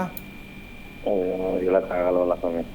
ಓಕೆ, ನಿಮ್ಮ ಶ್ರೀಮತಿಯವರ ಕೋಪಕ್ಕೆ ಲೆಕ್ಕ ಹಾಕಿದ್ರೆ ನಿಮ್ಮ ಮಗಳ ಕೋಪ ಜಾಸ್ತಿನಾ, ನಿಮ್ಮ ಶ್ರೀಮತಿಯ ಕೋಪ ಜಾಸ್ತಿನಾ? ಇಬ್ಬರು ಒಂದೇ ಇದೆ. ಒಂದೇ ಇದೆ. ಓಕೆ, ಈಗ ಯಾಕೆ ಈ ವಿಚಾರ ಕೇಳಿದೆ ಅಂದರೆ ಜಾತಕ ಹೊಂದಾಣಿಕೆ ಅಂತ ಹೇಳಿದ್ರಲ್ಲ ನೋಡಿ, ಮನುಷ್ಯನಿಗೆ ಹೆಣ್ಣಿಗಾಗಲಿ ಗಂಡಿಗಾಗಲಿ ನಿದ್ದೆ ಮಾಡ್ತಕ್ಕಂತಹ ವಿಚಾರದಲ್ಲಿ ಕ್ವಾಲಿಟಿ ಚೆನ್ನಾಗಿರ್ಬೇಕಾ ಬೇಡವಾ? ಚೆನ್ನಾಗಿರ್ಬೇಕು. ನಿಮ್ಮ ಮಗಳದು ಊಟದ ಸಿಸ್ಟಮ್ ಚೆನ್ನಾಗಿದೆ ಅಂತೀರಾ? ನಿಮ್ಮ ಪ್ರಕಾರ ಊಟ ಮಾಡುವಂಥ ಅಭ್ಯಾಸ ಚೆನ್ನಾಗಿದೆ ಅಂತ ಅಂದ್ಕೊಂಡಿದ್ದೀರಾ? ಊಟ ಮಾಡುವ ಅಭ್ಯಾಸ ಅದೇ ಹೊಟ್ಟೆ ತುಂಬ ತಿಂತಾರೆ. ಅಲ್ಲ, ನಾನು ಅದು ಕೇಳ್ತೀರಾ? ಹೊಟ್ಟೆ ತುಂಬ ತಿಂತಾರೆ, ಅವ್ರಿಗೆ ಬೇಕಾದಷ್ಟು ತಿಂತಾರೆ, ಅದೆಲ್ಲ ಹೇಳ್ತಾ ಇಲ್ಲ ನಾನು. ಊಟ ತಿನ್ನುವಾಗ ಮಾತಾಡೋದು, ಟಿವಿ, ಮೊಬೈಲ್, ಇದರಲ್ಲಿ ಯಾವುದು? ಟಿವಿ, ಮೊಬೈಲ್ ಇದ್ದೇ ಇರುತ್ತೆ. ಹಾಲಲ್ಲಿ ಟಿವಿಲಿ ಎರಡು ಟಿವಿ ಮೊಬೈಲ್ ಎರಡೂ ಗುರುಜಿ ಊಟ ಮಾಡುವಾಗ. ಓಕೆ, ನಿಮ್ಮ ಮಗಳಿಗೆ ಬೆನ್ನು ನೋವು ಅನ್ನೋದು ಯಾವಾಗಾದ್ರೂ ನಿಮ್ಗೆ ಗೊತ್ತಾಗಿದೆಯಾ? ಇದೆ ಗುರುಜಿ. ಇದ್ರ ಕಾರಣ ಏನು ಅಂತಂದರೆ, ಈಗ ಆಲ್ರೆಡಿ ಅವಳಿಗೆ ಗ್ಯಾಸ್ಟ್ರಿಕ್ ಸ್ಟಾರ್ಟ್ ಆಗಿದೆ. ಇದೆ ಹೌದಲ್ವಾ? ಹೌದು ಗುರುಜಿ. ಈಗ ಈ ಗ್ಯಾಸ್ಟ್ರಿಕ್ ಬರೋದ್ರಿಂದ ಯೋಚನೆ, ಬೇಜಾರು, ಸಿಕ್ಕಾಬಟ್ಟೆ ಕೋಪ ಭಯಂಕರವಾಗಿದ್ದಾಗ ನೀವು ಮಾಂಗಲ್ಯ ಕೂಟವನ್ನು ಯಾರಿಗೆ ಮ್ಯಾಚ್ ಮಾಡಿ ಮದುವೆ ಮಾಡ್ತೀರಾ? ಸ್ವಲ್ಪ ಯೋಚನೆ ಮಾಡಿ. ಸ್ವಲ್ಪ ಯೋಚನೆ ಮಾಡಿ. ಹೇಳ್ತಕ್ಕಂಥ ಈ ಕಂತ್ರಿಗಳಿಗೆ ಏನು ಹೇಳೋಣ ಹೇಳಿ ಮತ್ತೆ? ಹಾಂ, ಗಣಕೂಟಗಳನ್ನು ನೋಡಿ ನೀವು ಮದುವೆ ಮಾಡ್ತಕ್ಕಂಥ ಹೆಣ್ಣಿಗಾಗಲಿ ಗಂಡಿಗಾಗಲಿ ಯೋಚನೆ, ಬೇಜಾರು, ಕೋಪ ಇರಬೇಕಾದ್ರೆ ಯಾವ ಗಣಕೂಟ ಇವ್ರಿಗೆ ಮ್ಯಾಚ್ ಆಗಿ ಮದುವೆ ಮಾಡಿ ಚೆನ್ನಾಗಿದ್ದಾರೆ ಪ್ರಪಂಚದಲ್ಲಿ? ನೀವು ಇದನ್ನು ನಂಬಿಕೊಂಡು ಆ ಮೂರ್ಖರ ಹತ್ರ ಹೋಗಿ ಕೇಳಿ ನಂಬುತ್ತೀರಲ್ಲ? ಹೇಳಿ, ಯೋಚನೆ ಮಾಡಿ ಸ್ವಲ್ಪ. ಈಗ ನಿಮ್ಮ ಮಗಳಲ್ಲಿ ಆರೋಗ್ಯ ಸ್ಥಿತಿಯಲ್ಲಿ ಅತಿ ಮುಖ್ಯವಾಗಿ ದೊಡ್ಡ ಸಮಸ್ಯೆ ಯಾವುದು ಅಂದರೆ ಗ್ಯಾಸ್ಟ್ರಿಕ್ಕು. ನಿಮ್ಮ ಹೆಂಡತಿ ಹೊಟ್ಟೆಯಲ್ಲಿ ಇರಬೇಕಾದ್ರೆ ಬಂದಿರತಕ್ಕಂಥದ್ದು. ನಿಮ್ಮ ಹೆಂಡತಿಗೂ ಕೂಡ ಜೀರ್ಣಾಂಗ, ಜೀರ್ಣಕ್ರಿಯೆ ಚೆನ್ನಾಗಿಲ್ಲ. ಈಗ ಅದನ್ನು ರಿಪೇರಿ ಮಾಡಬೇಕಿತ್ತು. ಮಗು ಹುಟ್ಟಿದಾಗ ಶ್ರವಣ ನಕ್ಷತ್ರಕ್ಕೆ ಮಗು ಏನಕ್ಕೆ ಹುಟ್ಟಿತು? ತಾಯಿಯಲ್ಲಿರ್ತಕ್ಕಂಥ ಜೀರ್ಣಕ್ರಿಯೆ ಚೆನ್ನಾಗಿಲ್ಲ, ತಾಯಿಯ ಟೈಮ್ ಸೆನ್ಸ್ ಚೆನ್ನಾಗಿಲ್ಲ. ಅದರ ಸಮಸ್ಯೆಯಲ್ಲಿ ಈ ಮಗು ನಕ್ಷತ್ರದಲ್ಲಿ ಬಂದಿದೆ ಅಂಥೇಳಿ ಮಗುನ ತೊಗೊಂಡೋಗಿ ಕಾಲೇಜ್ಗೆ ಅಡ್ಮಿಟ್ ಮಾಡಿದ್ರೆ ಹೊರ್ತು, ನೀವು ಇಂಗ್ಲೀಷ್ ಮೀಡಿಯಮ್ಗೆ ಸೇರಿಸಿದ್ರೆ ಹೊರ್ತು, ಜೀರ್ಣಕ್ರಿಯೆ ಚೆನ್ನಾಗಿರಬೇಕು, ಆರೋಗ್ಯ ಚೆನ್ನಾಗಿರ್ಬೇಕಂತ ಪ್ರಜ್ಞೆ ಇರಬೇಕಾ ಅಪ್ಪ ಅಮ್ಮನಿಗೆ? ಬೇಡವಾ? ಸ್ವಲ್ಪ ಯೋಚನೆ ಮಾಡಿ. 23 ವರ್ಷ ಆಗಿದೆ ಸರ್. ಯಾವ ಜವಾಬ್ದಾರಿ ಇದೆ ಮಕ್ಕಳ ಬಗ್ಗೆ? ಸ್ವಲ್ಪ ಯೋಚನೆ ಮಾಡಿ. ಮದುವೆ ಮಾಡಿ ಆಚೆ ಕಳ್ಸೋದು ನೋಡ್ತೀರಾ? ಆ ಮಗು ಆರೋಗ್ಯ ಚೆನ್ನಾಗಿಲ್ಲ, ಆರೋಗ್ಯ ಕೆಟ್ಟಿದೆ, ಮನಸ್ಸು ಕೆಟ್ಟಿದೆ, ಬೇಜಾರಾಗಿದೆ, ಕೋಪ ಬರ್ತಾ ಇದೆ, ನಿದ್ದೆ ಮಾಡ್ತಾ ಇಲ್ಲ ಕರೆಕ್ಟಾಗದು. ಬೆಳಿಗ್ಗೆ ಹೊತ್ತು ನಿದ್ದೆ ಮಾಡ್ತಾಳೆ, ರಾತ್ರಿ ಕರೆಕ್ಟಾಗಿ ನಿದ್ದೆ ಬರಲ್ಲ. ಇಷ್ಟು ಸಮಸ್ಯೆ ಇಟ್ಕೊಂಡು ಜಾತಕ ಕುಂಡಲಿಯನ್ನು ಕೇಳ್ತಿರಲ್ಲ, ನಿಮಗೆ ಎಷ್ಟು ಬುದ್ಧಿ ಇದೆ? ಸ್ವಲ್ಪ ಯೋಚನೆ ಮಾಡಿ. ನೀವೆಷ್ಟು ಬುದ್ಧಿವಂತರು ಯೋಚನೆ ಮಾಡಿ. ಇದನ್ನೆಲ್ಲ ಮುಚ್ಚಿಟ್ಟು ಈ ಕಂತ್ರಿಗಳು ಹೇಳಿ ಮದುವೆ ಮಾಡಿಸ್ತಾರಲ್ಲ, ಈ ಶಾಸ್ತ್ರ ಹೇಳೋರು, ಇವ್ರನ್ನ ಏನು ಮಾಡೋಣ ಹೇಳಿ? ಯೋಚನೆ ಮಾಡಿ ಸ್ವಲ್ಪ. ದೇಹದಲ್ಲಿರ್ತಕ್ಕಂತಹ ಕಸವನ್ನು ಹೊರಗೆ ತೆಗಿಬೇಕಾ, ಮದುವೆ ಮಾಡಬೇಕಾ ಸರ್? ಕಸ ತೆಗಿಬೇಕು ಅಲ್ವಾ ಸರ್? ತೆಗೆದ ಮೇಲೆ ಒಳ್ಳೆ ಮಗು ಹುಟ್ಟತ್ತೆ, ಗಂಡ ಹೆಂಡತಿ ಚೆನ್ನಾಗಿರ್ತಾರ್ರಿ. ಈ ಕರ್ಮನೇ ಚೆನ್ನಾಗಿ ಮಾಡಿಲ್ಲ, ಯಾವನೂ ಹೇಳ್ತಾ ಇಲ್ಲ ಅಂದರೆ ಅನ್ಯಾಯ. ಮಕ್ಕಳ ತಲೆ ಮೇಲೆ ಕಲ್ಲು ಹಾಕೋದು ಅಕ್ಷತೆ ಅಲ್ಲ, ಅದು ಕಲ್ಲು. ಮೊನ್ನೆ ಯಾವುದೋ ಮದುವೆಗೆ ಹೋಗಿದ್ದೆ ನಾನು, ಸುಮಾರು ದೂರ ಹೋಗಿದ್ದೀನಿ. ಹೆಣ್ಣು ಗಂಡು ನಿಂತಿರೋ ಜಾಗದಲ್ಲಮ್ಮ 5 kg ಅಕ್ಕಿ ಇದೆ. ಅಷ್ಟು ಸುರಿತಾರೆ, ತೊಗೊಂಡೋಗಿ ತಲೆ ಮೇಲೆ ಹಾಕಿ ನಾನು ಅನ್ಕೋತೀನಿ ಹಾಳು ಮಾಡಿಬಿಡ್ತಾರಲ್ಲಪ್ಪ ಅಂತ. ಶೂ ಹಾಕ್ಕೊಂಡು ಮೇಲೆ ಅಕ್ಕಿ ಹಾಕೋದು, ಶೂ ಕಾಲು ತೊಳ್ಕೊಂಡು ಹೋಗೋದು. ಯಾವ ಕರ್ಮಕ್ರಿ ಮದುವೆ? ಯಾವ ಪುರುಷಾರ್ಥಕ್ರಿ ಮದುವೆ? ಅನ್ನದ ಕಾಳಲ್ಲಿ ದೇವರಿದ್ದಾನೆ ಅಂತ ಒಪ್ಕೋತೀರಾ ಇಲ್ವಾ ಸರ್? ಇದೆ ಗುರುಜಿ. ಹಾಗಿದ್ದ ಮೇಲೆ ನೀವು ಹೆಣ್ಣು ಗಂಡು ತಲೆ ಮೇಲೆ ಹಾಕ್ತಿರಲ್ಲ, ಅದು ಹಾಕಿದ್ದು ಶೂ ಕಲರ್ ತುಳಿತಿರಲ್ಲ, ಈ ಅಕ್ಷತೆ ತಲೆ ಮೇಲೆ ಹಾಕಿದ ಮೇಲೆ ಅದೇ ಅನ್ನದ ಮನೆಗೆ ಹೋಗ್ಬಿಟ್ಟು ಊಟ ಮಾಡೋದ್ರಲ್ಲಿ ಶೂ ಹಾಕ್ಕೊಂಡು ಅನ್ನ ತುಳ್ಕೊಂಡು ಊಟ ಮಾಡ್ತಿರಲ್ಲ, ಹೆಣ್ಣು ಗಂಡಿಗೆ ನೀವು ಕೊಟ್ಟಂಥ ಗಿಫ್ಟ್ ಏನು ಆಶೀರ್ವಾದ ಆಯಿತು? ಶಾಪಗ್ರಸ್ತರಾದರು ಹೆಣ್ಣು ಗಂಡು. ಊಟ ಟೈಮ್ ಸರಿಗೆ ಅನ್ನ ತಿನ್ನೋಕ್ಕಾಗಲ್ಲ. ಯಾಕೆ? ಅನ್ನ ತುಳಿದಿದ್ದು, ಅಕ್ಷತೆ ತುಳಿದಿದ್ದು, ಇವ್ರ ತಲೆ ಮೇಲೆ ಅವ್ರದ್ದು ಅಕ್ಷತೆ, ಅವ್ರ ತಲೆ ಮೇಲೆ ಅವ್ರ ಅಕ್ಷತೆ. ಯಾವ ಕರ್ಮರಿ ಇದು? ಯಾವ ಧರ್ಮದಲ್ಲಿದೆ ಈ ವಿಚಾರ? ಎಷ್ಟು ಅನ್ಯಾಯ ಮದುವೆಗಳು ಮಾಡ್ತಾ ಇದ್ದೀರಾ? ಎಲ್ಲಿಂದ ಒಳ್ಳೆಯದಾಗತ್ತೆ ಹೆಣ್ಣು ಮಕ್ಕಳಿಗೆ? ಹೆಣ್ಣಾಗಲಿ ಗಂಡಾಗಲಿ ಈ ಸತ್ಯವನ್ನು ತಿಳ್ಕೋಬೇಕು ಅಂತನ ತಿಳ್ಕೊಬಾರ್ದು ಅಂತನ ನೀವೇನು ನಿಮ್ಗೆ ಅರ್ಥ ಆಯ್ತಾ ಬೇಜಾರಾಯ್ತಾ? ಅರ್ಥ ಆಯ್ತು. ಇದು ಎಲ್ಲ ಮೊದಲಿಂದ ಮಾಡ್ಕೊಂಡು ಬಂದ್ಬಿಟ್ಟಿದಾರಲ್ಲ. ಅಲ್ಲ ಒಂದ್ ನಿಮಿಷ ಸರ್, ಬಿಟ್ಬಿಟ್ಟು ಮುಹೂರ್ತ ಮಾಡ್ತಿದ್ರು. ಒಂದ್ ನಿಮಿಷ, ನೀವು ಒಂದ್ ಕೆಲಸ ಮಾಡಿ. ಮೊದಲು ಮುಹೂರ್ತ ಮಾಡ್ತಿದ್ರು, ಚೌಟ್ರಿಗೆ ಹೋಗ್ತಿರ್ಲಿಲ್ಲ, ಮನೇಲಿ ಮಾಡ್ತಿದ್ರು. ನಿಮ್ಮ ತಂದೆ ಪಂಚೆ ಹಾಕೋತಿದ್ರು, ಪ್ಯಾಂಟ್ ಹಾಕೋತಿರ್ಲಿಲ್ಲ. ಹೌದ್ ತಾನೆ ಸರ್? ಹಳೇದೆಲ್ಲ ಯಾವುದು ಇಟ್ಕೊಂಡಿಲ್ಲ, ಸುಮ್ಮನೆ ನೆಪ ಮಾತ್ರ ನುಣ್ಚ್ಕೊಳ್ಳೋಕ್ಕೆ ಹಳಬ್ರ ಮೇಲೆ ಹೇಳೋದು, ದೊಡ್ಡವ್ರು ಮಾಡ್ಕೊಂಬಂದ್ರು ಅಂತ. ಅವರು ಚೌಟ್ರಿಯಲ್ಲಿ ಮದುವೆ ಮಾಡ್ತಿರಲಿಲ್ಲ, ಹೆಣ್ಮಕ್ಳನ್ನ ಸ್ಕೂಲ್ ಕಳಿಸಿ ಓದಿಸ್ತಾ ಇರಲಿಲ್ಲ. ನೀವೆಲ್ಲ ಚೇಂಜ್ ಮಾಡಿಬಿಟ್ಟು ದೊಡ್ಡವ್ರ ಮೇಲೆ ಹೇಳ್ತಿರಲ್ಲ, ಅದು ನುಣ್ಚ್ಕೋತಿರಲ್ಲ, ನೀವೇ ಅನುಭವಿಸೋದು. ಒಂದಂತೂ ತಿಳ್ಕೊಳ್ಳಿ, ಫಸ್ಟ್ ತಿಳ್ಕೊಳ್ಳಿ, ನಿಮ್ಮಂಥವ್ರು ಬೇಕಾದಷ್ಟು ತಂದೆ ತಾಯಿಗಳು ಮಕ್ಕಳನ್ನು ಮದುವೆ ಮಾಡದೆ ಈ ಗಣಕೂಟಗಳು ಹೊಂದಾಣಿಕೆ ಇಲ್ಲ, ಮಾಂಗಲ್ಯಕೂಟ ಹೊಂದಾಣಿಕೆ ಇಲ್ಲ ಅಂತ ಹೇಳಿ ಎಷ್ಟೋ ಮಕ್ಕಳನ್ನ ಹಾಗೆ ನಿಲ್ಲಿಸಿ ಅವರ ಆರೋಗ್ಯವನ್ನು ಹಾಳು ಮಾಡೋ ಬದಲು ಮಕ್ಕಳಿಗೆ ಆರೋಗ್ಯವನ್ನು ಸರಿಪಡಿಸೋದಕ್ಕೆ ನಕ್ಷತ್ರ, ಶ್ರವಣ ನಕ್ಷತ್ರ, ನಿಮ್ಮ ಅಪ್ಪನ ಮನೆಯಲ್ಲಿ ನಿಮ್ಮ ತಂದೆ ಸತ್ತಾಗ ನೀವು ಕೂಡ ಕರೆಕ್ಟಾಗಿ ನಿಮ್ಮ ಅಪ್ಪನಿಗೆ ಊಟ ಹಾಕೇ ಇಲ್ಲ ಇಲ್ಲಿವರೆಗೂ. ನೀವು ಎಡೆ ಹಾಕ್ತಾ ಇದ್ದೀರಾ, ಹೌದ್ ತಾನೆ? ಎಡೆ ಹಾಕಿದ್ರೆ ಸರಿನಾ? ಯಾರಿಗದು ಊಟ? ಸ್ವಲ್ಪ ಯೋಚನೆ ಮಾಡಿ. ಆ ಎಡೆ ಹಾಕೋರ ಮನೇಲೆ ಶ್ರವಣ ನಕ್ಷತ್ರ, ಶತಭಿಷ ನಕ್ಷತ್ರ ಮಗು ಹುಟ್ಟೋದು. ಇದನ್ನು ಬಿಡಿ ಸರ್, ಫಸ್ಟ್ ರಿಪೇರಿ ಮಾಡಿ ಸರ್. ನಿಮ್ಮ ಅಪ್ಪನಿಗೆ ಊಟ ಹಾಕಿ ಸರ್, ಅವರ ಅಪ್ಪನಿಗೆ ಊಟ ಹಾಕಿ ಸರ್. ಇದು ಹಾಕಿದ ಮೇಲೆ ಒಳ್ಳೆ ರೀತಿ ಸಂಬಂಧ ಬರುತ್ತೆ. ಯಾವ ಗಣಕೂಟನೂ ಬೇಕಾಗಿಲ್ಲ. ಆದರೆ ಕೇಳಿ, ಆದರೆ ಮದುವೆ ಅನ್ನೋದು ಹುಡುಕೊಂಡು ಬರಬೇಕೆ ಹೊರತು ನಿಮ್ಮನೆಗೆ ನೀವು ಹುಡುಕೊಂಡೋಗಿ ಹುಡುಗನ ಹುಡುಕೋ ಅವಶ್ಯಕತೆ ಬೇಡ. ಅಂಥ ಮದುವೆ ಆಗಬೇಕು ಅಂದರೆ ನಿಮ್ಮ ಜನ್ಮ ಕೊಟ್ಟ ತಂದೆ ಋಣ ತೀರಿಸಿ, ಅವ್ರ ತಂದೆ ಅವ್ರ ಋಣ ತೀರಿಸಲಿ. ಈ 3 ತಲೆಮಾರು ಋಣ ತೀರಿಸಿದ್ರೆ ನಿಮ್ಮ ಮನೆಯಲ್ಲಿ ನೆಮ್ಮದಿ, ಖುಷಿ ಎಲ್ಲ ಬರುತ್ತೆ.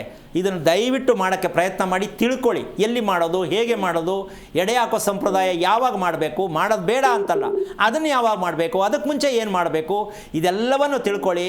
ಮಗುಗೆ ನಾಳೆ ಆ ಮಗುಗೊಂದು ಗಂಡು ಮಗು ಬೇಕು, ಸಂತಾನ ಮುಂದಕ್ಕೆ ಹೋಗಬೇಕು, ವಂಶ ಬೆಳಿಬೇಕು ಅಂದರೆ ನೀವು ಈ ಸತ್ಯವನ್ನು ತಿಳ್ಕೊಂಡ್ರೆ ತುಂಬ ಒಳ್ಳೆಯದು. ಮದುವೆ ಆದಮೇಲೆ ಸ್ವಾಮಿ ಯಾಕೋ ಮಗು ಆಯ್ತಲ್ಲ ಅದಕ್ಕೊಂದು ಶಾಸ್ತ್ರ, ಸ್ವಾಮಿ ಬರೀ ಎಣ್ಣೆ ಆಯಿತು ಅದಕ್ಕೊಂದು ಶಾಸ್ತ್ರ, ಸ್ವಾಮಿ ಬರೀ ಗಂಡೆ ಹುಡ್ತು ಅದಕ್ಕೊಂದು ಶಾಸ್ತ್ರ. ಜೀವನ ಪರ್ಯಂತ ಕೇಳೋದನ್ನು ಬಿಡಿ, ನೀವೇ ಅರ್ಥ ಮಾಡಿಕೊಂಡು ಮಕ್ಕಳನ್ನು ಸರಿಯಾದ ದಾರಿ ಕರ್ಕೊಂಡೋಗಿ ನೀವು ಒಂದು ಪ್ರಜ್ಞಾವಂತರಾಗಿ ಮಕ್ಕಳನ್ನೂ ಅದೇ ರೀತಿ ಮಾಡಿ ಅಂತ ಹೇಳ್ತಾ ಇದ್ದೀನಿ. ಪ್ರಯತ್ನ ಮಾಡಿ, ಒಳ್ಳೆಯದಾಗಲಿ. ಧನ್ಯವಾದ ಕರೆ ಮಾಡಿದ್ದಕ್ಕಾಗಿ. ನಿಟ್ಟೂರಿಂದ ವಿಶ್ವನಾಥ್ ಅಂತ ಮತ್ತೊಬ್ಬರು ಕಾಲರ್ ಇದ್ದಾರೆ. ನಮಸ್ತೆ. ನಮಸ್ತೆ ವಿಶ್ವನಾಥ್ ಅವರೇ. ಕರೆ ಕಟ್ಟಾಗಿದೆ. ಗುರುಜಿ, ಇನ್ನು ಮಗುವಿನ ಊಟದ ಬಗ್ಗೆ ಹೇಳ್ಕೊಡ್ತಾ ಇದ್ದೆ. ಈಗ ವಿಚಾರಕ್ಕೆ ಬರೋದೇ ಆದರೆ ಇಲ್ಲಿ ಈ ರೀತಿಯಾಗಿರ್ತಕ್ಕಂತಹ ದೇಹಗಳನ್ನು ಗುರುತಿಸದೆ ಮದುವೆಯನ್ನು ಮಾಡ್ತಾ ಇರ್ತಕ್ಕಂಥದ್ದು ನಿನ್ನ ಪ್ರಕಾರ ಎಷ್ಟು ಮಟ್ಟಕ್ಕೆ ಸರಿ? ತಪ್ಪು ಅಲ್ವಾ? ಅದು ಹೆಣ್ಣಿರ್ಬೋದು ಗಂಡಿರ್ಬೋದು. ದೇಹಗಳನ್ನು ಗುರುತಿಸದೆ, ದೇಹದಲ್ಲಿರ್ತಕ್ಕಂಥ ಸಮಸ್ಯೆಗಳನ್ನು ಸರಿಪಡಿಸದೆ ಮದುವೆ ಮಾಡಿದ್ರೆ ಚೆನ್ನಾಗಿರ್ತಾರಾ, ನೆಮ್ಮದಿಯಾಗಿರ್ತಾರಾ? ಆರೋಗ್ಯ ಚೆನ್ನಾಗಿಲ್ಲ. ಆರೋಗ್ಯ ಚೆನ್ನಾಗಿಲ್ಲ ಅಂದರೆ ಮನಸ್ಸು ಚೆನ್ನಾಗಿಲ್ಲ. ಮನಸ್ಸು ಚೆನ್ನಾಗಿಲ್ಲ ಅಂದರೆ ದಾಂಪತ್ಯ ಚೆನ್ನಾಗಿಲ್ಲ. ಹೌದಲ್ಲ? ಹೌದು. ಎಷ್ಟೊಂದು ಲಕ್ಷಗಟ್ಟಲೆ ಬೇಕು ನಿಮಗೆ ಪೇರ್ ಈ ರೀತಿ ಇರೋದು. ಇದರಲ್ಲಿ ಶಾಸ್ತ್ರ ಕೇಳ್ಕೊಂಡು ಮಂತ್ರ ಹೇಳಿ ಚೌಟ್ರಿ ತಗೊಂಡು ಕೋಟಿಗಟ್ಟಲೆ ಖರ್ಚು ಮಾಡಿ ಮದುವೆ ಮಾಡಿ ಈ ದಪ್ಪದ್ದು ಒಂದು ಆಲ್ಬಮ್ ಇಟ್ಕೊಂಬಿಡಿ. ನಿಮ್ಮ ಕೋಟಿ ರೂಪಾಯಿ ಎಲ್ಲಿದೆ? ಆಲ್ಬಮ್ಮಲ್ಲಿದೆ. ಅದೇ ಮಕ್ಕಳು ಬೇಜಾರಾದಾಗ ಆಲ್ಬಮ್ ಕೊಟ್ಟರೆ ತುಯ್ದು ನಿಮ್ಮ ಮಕ್ಕದ ಮೇಲೆ ಬಿಸಾಕ್ತಾರೆ, ನಿನ್ನ ಮದುವೆ ಮಾಡಿ ಅಂತ. ಮುಂದಕ್ಕೆ ಅವ್ರು ಏನೋ ಹೇಳ್ಕೊತಾರೆ ಅಲ್ವೇನಮ್ಮ? ಯಾವ ಪುರುಷಾರ್ಥಕ್ಕೆ ಆಲ್ಬಮ್ಮು, ಯಾವ ಪುರುಷಾರ್ಥಕ್ಕೆ ಮದುವೆ ಮಾಡಿದೆಯಪ್ಪ ನೀನು ಜನ್ಮದಾತ? ನೆಮ್ಮದಿ ಇಲ್ವಲ್ಲ ಅಂದರೆ ತಲೆ ಮೇಲೆ ಕೆಚ್ಕೊಂಡು ಕುತ್ಕೋತೀರಾ, ನನ್ನ ಮಗಳು ಮದುವೆ ಮಾಡಿ ಹಿಂಗಾಯಿತು ಅಂತ ಊರವ್ರಿಗೆಲ್ಲ ಹೇಳ್ಕೊಂಬತ್ತೀರಾ, ದೇವ್ರ ಹತ್ರ ಕುತ್ಕೊಂಡು ಅಳ್ತೀರಾ. ಯಾವ ಪುರುಷಾರ್ಥಕ್ಕೆ ಮಕ್ಕಳು? ಯಾರು ತಪ್ಪು ಮಾಡ್ತಾ ಇರೋರು? ಪುರೋಹಿತರುಗಳಲ್ಲ, ಶಾಸ್ತ್ರ ಹೇಳೋರಲ್ಲ, ನೀವೇ. ನಿಮ್ಮ ಸೋಮಾರಿತನ. ಈಗ ಅವ್ರು ಏನು ಹೇಳಿದ್ರು? ಕಾಲದಿಂದ ಮಾಡ್ಕೊಂಬಂದ್ಬಿಟ್ಟವ್ರೆ. ಇದೇ ಮೌಢ್ಯ ಕಣಮ್ಮ ನಮ್ಮ ಜನ. ಕಾಲದಿಂದ ಮಾಡ್ಕೊಂಬಂದವ್ರು. ಅವ್ರು ಮಾಡ್ಕೊಂಡು ಬಂದಿರೋದು ಪ್ಲ್ಯಾನ್ ಮಾಡ್ಕೊಂಡು ಮಾಡಿಲ್ಲ. ಹೆಣ್ಣು ಮಕ್ಕಳನ್ನ ಕಾಲೇಜಿಗೆ ಕಳಿಸ್ತಿರ್ಲಿಲ್ಲ, ಅದಕ್ಕೆ ಅವ್ರು ಏನು ಮಾಡ್ತಿರ್ಲಿಲ್ಲ. ನೀವು ಕಾಲೇಜಿಗೆ ಕಳಿಸ್ಬಿಟ್ಟು ಗಣಕೂಟ ಲೆಕ್ಕ ಹಾಕಿದ್ರೆ ಯಾರು ತಪ್ಪು? ನಮ್ಮದೇ ತಪ್ಪು. ಹಿಂದಿನವರು ಮಕ್ಕಳನ್ನ ಹೆಣ್ಣು ಮಕ್ಕಳು ಓದಿಸ್ತಿದ್ರಾ? ಇಲ್ಲ. ಈಗ ನೀವು ಓದಿಸ್ಬೇಡಿ ಅಂತ ನಾನು ಹೇಳ್ತಿದ್ದೀನಾ? ಇಲ್ಲ. ಓದಿಸಿ ಸರಿ, ಹಿಂದಿನವ್ರು ಮಾಡಿದ್ರು ನೀವು ಮಾಡಿಲ್ಲ. ಹಿಂದಿನವ್ರನ್ನ ದಯವಿಟ್ಟು ಜ್ಞಾಪಕ ಮಾಡ್ಕೋಬೇಡಿ. ಕಾಲದಿಂದ ಏನು ಮಾಡಿದ್ದಾರೆ ಅವ್ರು ಮಾಡಿದ ಕರೆಕ್ಟು, ನೀವು ಮಾಡ್ತಿರೋ ತಪ್ಪು, ಅವ್ರ ಮೇಲೆ ಹಾಕ್ತೀರಾ, ಇನ್ನೂ ನರಕಕ್ಕೆ ಹೋಗ್ಬೇಕಾಗತ್ತೆ. ಹಿಂದಿನವ್ರನ್ನ ಹೀಯಾಳಿಸೋದು, ದೇವ್ರನ್ನ ನಿಂದನೆ ಮಾಡಿದ್ರೆ ನರಕ ಪ್ರಾಪ್ತಿ ಆಗತ್ತೆ. ನಮ್ಮ ಸೋಮಾರಿತನವನ್ನು ಹೋಗಲಾಡಿಸ್ಬೇಕು ಅಂತ ಯಾರೂ ಒಪ್ಕೋತಾ ಇಲ್ಲ. ನಿಮ್ಮ ತಪ್ಪನ್ನು ನೀವು ಒಪ್ಕೋತಾ ಇಲ್ಲ, ಮಕ್ಕಳ ಮೇಲೆ ಹಾಕ್ತಾ ಇದ್ದೀರಾ. ತಪ್ಪಲ್ವಾ ಇದು ಅಂತ ಪ್ರತಿಯೊಬ್ಬರು ಯೋಚನೆ ಮಾಡಬೇಕು. ಇನ್ನೊಂದು ಹೆಜ್ಜೆ ಮುಂದಕ್ಕೆ ಬಂದರೆ ಎರಡನೇ ತಪ್ಪೇನು ಮಾಡ್ತಾ ಇದ್ದೀವಿ? ಇದು ಕೆಲವರಿಗೆ ತುಂಬ ಬೇಸರ ಆಗ್ಬೋದು ಈ ವಿಷಯ ಹೇಳಿದ್ರೆ. ಏನದು ಅಂದರೆ, ಹೆಸರು ಮಗು 8 ಗಂಟೆ 20 ನಿಮಿಷಕ್ಕೆ ಹುಟ್ಟಿತು ಸ್ವಾಮಿ ಅಂತ ಶಾಸ್ತ್ರ ಕೇಳ್ತಾರೆ. ಹೌದು. ಹೌದಾ? 8:20 ಕುಟ್ಟಿದ ಮೇಲೆ ಇದು ಪಾ ಕಾ ಟಾ ಯಾವುದೋ ಒಂದು ಇಡ್ತಾರೆ, ಇದನ್ನ ಇಟ್ಬಿಡಿ ಅಂತ. ಅದು ನಿಜವಾದ ಸತ್ಯವಾದ ಸಂಗತಿ ಯಾವುದು ಅಂದರೆ, ಇಲ್ಲಿ ನಾವು ಎಷ್ಟು ತೊಂದರೆ ಮಾಡಿ ಮಕ್ಕಳ ತಲೆ ಮೇಲೆ ಕಲ್ಲು ಹಾಕ್ತಾ ಇದ್ದೀವಿ ಅಂದರೆ, ಅದು ಇಂದಿನ ಜನ್ಮದ್ದು ಬಂದಿರುವಂಥ ಗುರುತು. ಈಗ ಅವರು ಏನು ಪಾಠ ಹೇಳ್ತಾರೆ ಅದು ಈಗ ಮುಂದಕ್ಕೆ ಹಿಡಿಯಂತಲ್ಲ. ಈ ಒಂದು ಸಮಸ್ಯೆಯಿಂದ ಮಗು ಬಂದಿರೋದಕ್ಕೆ ಈ ಅಕ್ಷರ ಬಂದಿದೆ, ಮಗುನ ರಿಪೇರಿ ಮಾಡಪ್ಪ ಅಂತ ಬರುವಂತಹ ಮೂಲ ಸತ್ಯ ಅದು. ನಾವು ಅದನ್ನೇ ಜನ್ಮ ನಕ್ಷತ್ರ ಅಂತ ನಾಮಕರಣ ಮಾಡಿಬಿಡ್ತೀವಿ. ಈ ವಿಚಾರ ನಮ್ಮ ಕಾರ್ಯಕ್ರಮದಲ್ಲಿ ಮಾತ್ರ ನಿಮಗೆ ಹೇಳೋದೇ ವಿನಃ ಇನ್ನೆಲ್ಲೂ ಯಾರೂ ಹೇಳಿಲ್ಲ, ಹೇಳೋಕ್ಕಾಗಲ್ಲ, ಧೈರ್ಯ ಇಲ್ಲ, ಗೊತ್ತಿಲ್ಲ. ಇದನ್ನು ಹೇಳ್ತೀನಿ, ಕೇಳಿಸ್ಕೊಳ್ಳಿ. ಜನ್ಮ ನಕ್ಷತ್ರದಲ್ಲಿ ಇರುವಂಥದ್ದು, ಹಿಂದೆ ಆಗಿದ್ದದ್ದು, ನಡೆದದ್ದು, ಯಾರ್ಯಾರು ಸತ್ತಿದ್ರು, ಏನೇನು ಆಗಿತ್ತು ಎಲ್ಲ ತೋರಿಸೋದಕ್ಕೆ ನಕ್ಷತ್ರದ ಗುರುತು ಬಂದಿರೋದು. ಅದನ್ನೇ ಮಗುಗಿಟ್ಟರೆ ಮುಂದಕ್ಕೂ ಅದೇ ಅನುಭವಿಸು ಅಂತ ನಾವು ಮಾಡ್ತಿರೋ ತಪ್ಪು. ಈಗ ಇದನ್ನು ಹೇಳ್ತಾ ಇದ್ದರೆ ಎಷ್ಟು ಜನಕ್ಕೆ ಇದು ಅನ್ನಿಸ್ಬೋದು, ಎಲ್ಲ ಕಾಲದಿಂದ ಮಾಡ್ಕೊಂಬಂದ್ರೆ ಇವ್ರು ಏನಪ್ಪ ಈಗ ತಪ್ಪು ಅಂತ ಹೇಳ್ತಾ ಇದ್ದಾರೆ ಅಂದರೆ, ಆ ತಪ್ಪಿಗೋಸ್ಕರನೇ ನಿಮ್ಮ ಮಕ್ಕಳು ನಿಮ್ಮ ಕೈಗೆ ಸಿಗ್ತಾ ಇಲ್ಲ. ನಿಮ್ಮ ಒಂದು ಜವಾಬ್ದಾರಿ ನಿಮ್ಮ ಕೈಗೆ ಸಿಗ್ತಾ ಇಲ್ಲ. ಮಕ್ಕಳಿಗೂ ನಿಮಗೂ ಮಿತ್ರತ್ವ ಬರ್ತಾ ಇಲ್ಲ, ಶತ್ರುತ್ವ ಬರ್ತಾ ಇದೆ. ಮಕ್ಕಳನ್ನು ಪರಿವರ್ತನೆ ಮಾಡೋದಕ್ಕೋಸ್ಕರವಾಗಿ ಆ ಹೆಸರು ಮೂಲ ಏನು ಪರಿವರ್ತನೆ ಮಾಡಬೇಕಿತ್ತು, ತಪ್ಪೇನಾಗಿದೆ ಅನ್ನೋ ಪ್ರಶ್ನೆ ಬರುತ್ತೆ. ಹೌದು. ಮಗು ಅಂತಕ್ಕಂಥದ್ದು ಜನನವಾದ ಮೇಲೆ ಮಗು ಅಂತ ಅದಕ್ಕೆ ಹೆಸರು. ಅದಕ್ಕೆ ಮುಂಚೆ ಭ್ರೂಣ. ಆ ಭ್ರೂಣ ಉತ್ಪತ್ತಿಯಾಗೋದು ಗಂಡು ಹೆಣ್ಣು ಇಬ್ಬರು ಒಡೆದಾಡಿ ಬಡ್ದಾಡಿ ಕಿತ್ತಾಡಿ ಹೆಂಗೋ ತಿನ್ಕೊಂಡು ಅರ್ಧ ತಿನ್ಕೊಂಡು ತಿನ್ಕೊಂಡು ಮಗುಗೆ ಕಾರಣಕರ್ತರಾಗಿರ್ತಾರೆ. ಕ್ರಮ ಗೊತ್ತಿಲ್ಲ, ಸಮಯ ಗೊತ್ತಿಲ್ಲ, ನಿಯಮ ಗೊತ್ತಿಲ್ಲ, ದಾಂಪತ್ಯ ಹೇಗೆ ನಡ್ಕೋಬೇಕು ಗೊತ್ತಿಲ್ಲ, ಮಗುನ ಹೇಗೆ ಪಡ್ಕೋಬೇಕು ಗೊತ್ತಿಲ್ಲ, ನಮ್ಮಿಬ್ಬರು ಮನಸ್ಥಿತಿ ಹೇಗಿರಬೇಕು ಗೊತ್ತಿಲ್ಲ. ಇದೆಲ್ಲವೂ ಗೊತ್ತಿಲ್ಲದ ರೀತಿಯಲ್ಲಿ ಬಂದಿರತಕ್ಕಂಥದ್ದು ಅದು ರಜೋಗುಣದಲ್ಲಿ, ಆ ಭ್ರೂಣದಲ್ಲಿ ಉತ್ಪತ್ತಿ ಬಂದಿರತಕ್ಕಂಥ ವೀರ್ಯಾಣು ರಜೋಗುಣದಲ್ಲಿ ಇರುತ್ತೆ. ಅಂದರೆ ಒಬ್ಬರನ್ನ ಹಾಳು ಮಾಡಿ ಒಬ್ಬರ ತಲೆ ಮೇಲೆ ಕೈ ಇಟ್ಟು ಅವ್ರನ್ನ ತುಳಿದು ನಾನು ಬದುಕಬೇಕು ಅನ್ನೋದೇ ರಜೋಗುಣ. ಒಬ್ಬರನ್ನ ನೋಯಿಸ್ತೀನಿ, ಕೇರೆ ಮಾಡಲ್ಲ, ಏನಾರು ಅವ್ರು ಚುಚ್ಚಿದ್ರು ಸರಿಯೇ, ನಾನು ಬದುಕಬೇಕು, ಇಂತಹ ಉದ್ರೇಕ ಕೊಡ್ತಕ್ಕಂಥ ಗುಣನೇ ರಜೋಗುಣದಲ್ಲಿ ಭ್ರೂಣ ಉತ್ಪತ್ತಿಯಾಗತ್ತೆ. ಹೊಟ್ಟೆ ಒಳಗಡೆ ಬೆಳೀತಾ ಹೋಗುತ್ತೆ, ಅದು ತಮೋಗುಣಕ್ಕೆ ಬೆಳೆಯುತ್ತೆ. ಉತ್ಪತ್ತಿಯಾಗಿದ್ದು ರಜೋಗುಣದಲ್ಲಿ, ಬೆಳೆಯೋದು ತಮೋಗುಣದಲ್ಲಿ. ಅಂದರೆ ಯೋಚನೆ ಮಾಡಿಕೊಂಡೇ ಮಲಗಿರುತ್ತೆ ಒಳಗಡೆ ಅದು. ಹೌದಾ? ಈಗ ಈ ಎರಡೂ ಗುಣಗಳಿಗೆ ನಾವು ಮಗು ಹೊರಗಡೆ ಬಂದ ಮೇಲೆ ಈ ಎರಡನ್ನೂ ಪೂರ್ಣವಾಗಿ ತೆಗೆಯುವಷ್ಟು ಮಟ್ಟಕ್ಕೆ ನಮ್ಗೆ ಗೊತ್ತಿರಬೇಕು, ಅದೇ ಸತ್ವಗುಣ, ಅದೇ ದೈವಮಾನವ ಅಂತ ಹೇಳ್ತಾರೆ. ಮಗುವನ್ನು ನಾವು ದೇವರಿಗೆ ರೀತಿಯಲ್ಲಿ ಪರಿವರ್ತನೆ ಮಾಡ್ತಕ್ಕಂಥದ್ದು ನಮ್ಮ ಧರ್ಮ, ನಮ್ಮ ಕರ್ತವ್ಯ. ಯಾರಾದರೂ ಆಗಲಿ ಮಗು ಬಂದಿರತಕ್ಕಂಥ ಈ ಎರಡೂ ಗುಣಗಳನ್ನು ತೆಗೆದುಹಾಕಬೇಕು ಅಂತ ಗೊತ್ತಿದೆಯಾ? ಅದಕ್ಕೆ ಆ ಎರಡೂ ರಹಸ್ಯನೇ ನಿಮ್ಮ ಮಗುವಿನ ಮೊದಲ ಅಕ್ಷರ. ಯಾರು ಪುರೋಹಿತರು ಹೇಳ್ತಾ ಇದ್ದಾರೆ ನಿಮಗೆ ಪಾಕ್ ಬಂದಿದೆ ಇಡು, ಟಾಕ್ ಬಂದೈತೆ ಇಡು ಅಂತ ಇದ್ದಾರಲ್ಲ, ಇದೇ ಇಂದಿನ ನರಕದ ಜೀವನ. ಆ ನರಕದ ಜೀವನದ ಗುರುತೇ ಆ ನಕ್ಷತ್ರದ ಹೆಸರಿನ ಒಂದು ಹೆಸರು ಅಂದರೆ ಅಕ್ಷರ. ಅದನ್ನು ನಾವು ತಿಳ್ಕೋಬೇಕು. ಏನು, ಈ ನಕ್ಷತ್ರಕ್ಕೆ ಮಗು ಬಂದ ಮೇಲೆ ಈ ನಕ್ಷತ್ರ ಹಿಂದೆ ಏನೇನು ನಡೆದಿದೆ, ಇದಕ್ಕೆ ನಾವು ಈ ಮಗುವನ್ನು ಹೇಗೆ ಬದಲಾವಣೆ ಮಾಡಬೇಕು ಅಂತ ತಿಳ್ಕೊಂಡು ಅದಕ್ಕೆ ಒಂದು ಬೀಜಾಕ್ಷರ, ಅದನ್ನು ಮೂಲಾಕ್ಷರ ಅಂತ ಹೇಳ್ತಾರೆ. ಮಗುವಿನ ಐಡೆಂಟಿ, ಕಂಪನಿ ಯಾವುದು ಅಂತ ತೋರ್ಸೋಕ್ಕದು ಆ ನಕ್ಷತ್ರದ ಆ ಹೆಸರಿನ ಮೊದಲಕ್ಷರ. ಈಗ ಅದನ್ನು ಪರಿವರ್ತನೆ ಮಾಡ್ಕೋಬೇಕು, ಅಂದರೆ ಬದಲಾವಣೆ ಮಾಡಬೇಕು, ದೈವ ವರ್ಗಕ್ಕೆ ಮಗುವನ್ನು ತರಬೇಕು. ಆಗ ಅದಕ್ಕೆ ಮೂಲಾಕ್ಷರ ಯಾವುದು ಅಂದರೆ ಇರ್ತಕ್ಕಂತಹ ಒಂದು 4ರಿಂದ 5 ಅಕ್ಷರಗಳಿದೆ. ಇದು ಮಗುವನ್ನು ಪರಿವರ್ತನೆ ಮಾಡ್ತಕ್ಕಂಥದ್ದು, ಮಗು ದೈವತ್ವಕ್ಕೆ ಹೋಲಿಕೆ ಆಗ್ತಕ್ಕಂತಹ ಆ ಒಂದು ಹೆಸರಿನ ಮೊದಲನೆಯ ಒಂದು ಪದದಲ್ಲಿ ಬರೆದು ಉತ್ಪತ್ತಿ ಆಗ್ತಕ್ಕಂತಹ ಅಕ್ಷರ ಆರ್, ಎಂ, ಎ. ಈ 3 ಅಕ್ಷರದಲ್ಲಿ ಪ್ರತಿಯೊಂದು ಮಗುವಿಗೆ ದೈವತ್ವಕ್ಕೆ ಏರಿಸ್ತಕ್ಕಂತಹ ಈ 3 ಅಕ್ಷರ ನಿಮ್ಮ ಮಕ್ಕಳ ಹೆಸರಿಗೆ ಇಟ್ಟಾಗ ಪರಿವರ್ತನೆ ಮಗು ಆಗತ್ತೆ. ಅಂದರೆ ಆ ಹೆಸರಿಟ್ಟ ತಕ್ಷಣ ಮಗು ಪರಿವರ್ತನೆ ಆಗತ್ತೆ ಅನ್ನೋದಲ್ಲ, ಇಡಬೇಕಾದ ಒಂದು ಲಕ್ಷಣ. ಮಗು ಪರಿವರ್ತನೆ ಆಗಬೇಕು ಅನ್ನೋದಕ್ಕೆ ಮುಂದಿನ ಭಾಗದಲ್ಲಿ ನೀವು ಕಾಯಲೇಬೇಕು.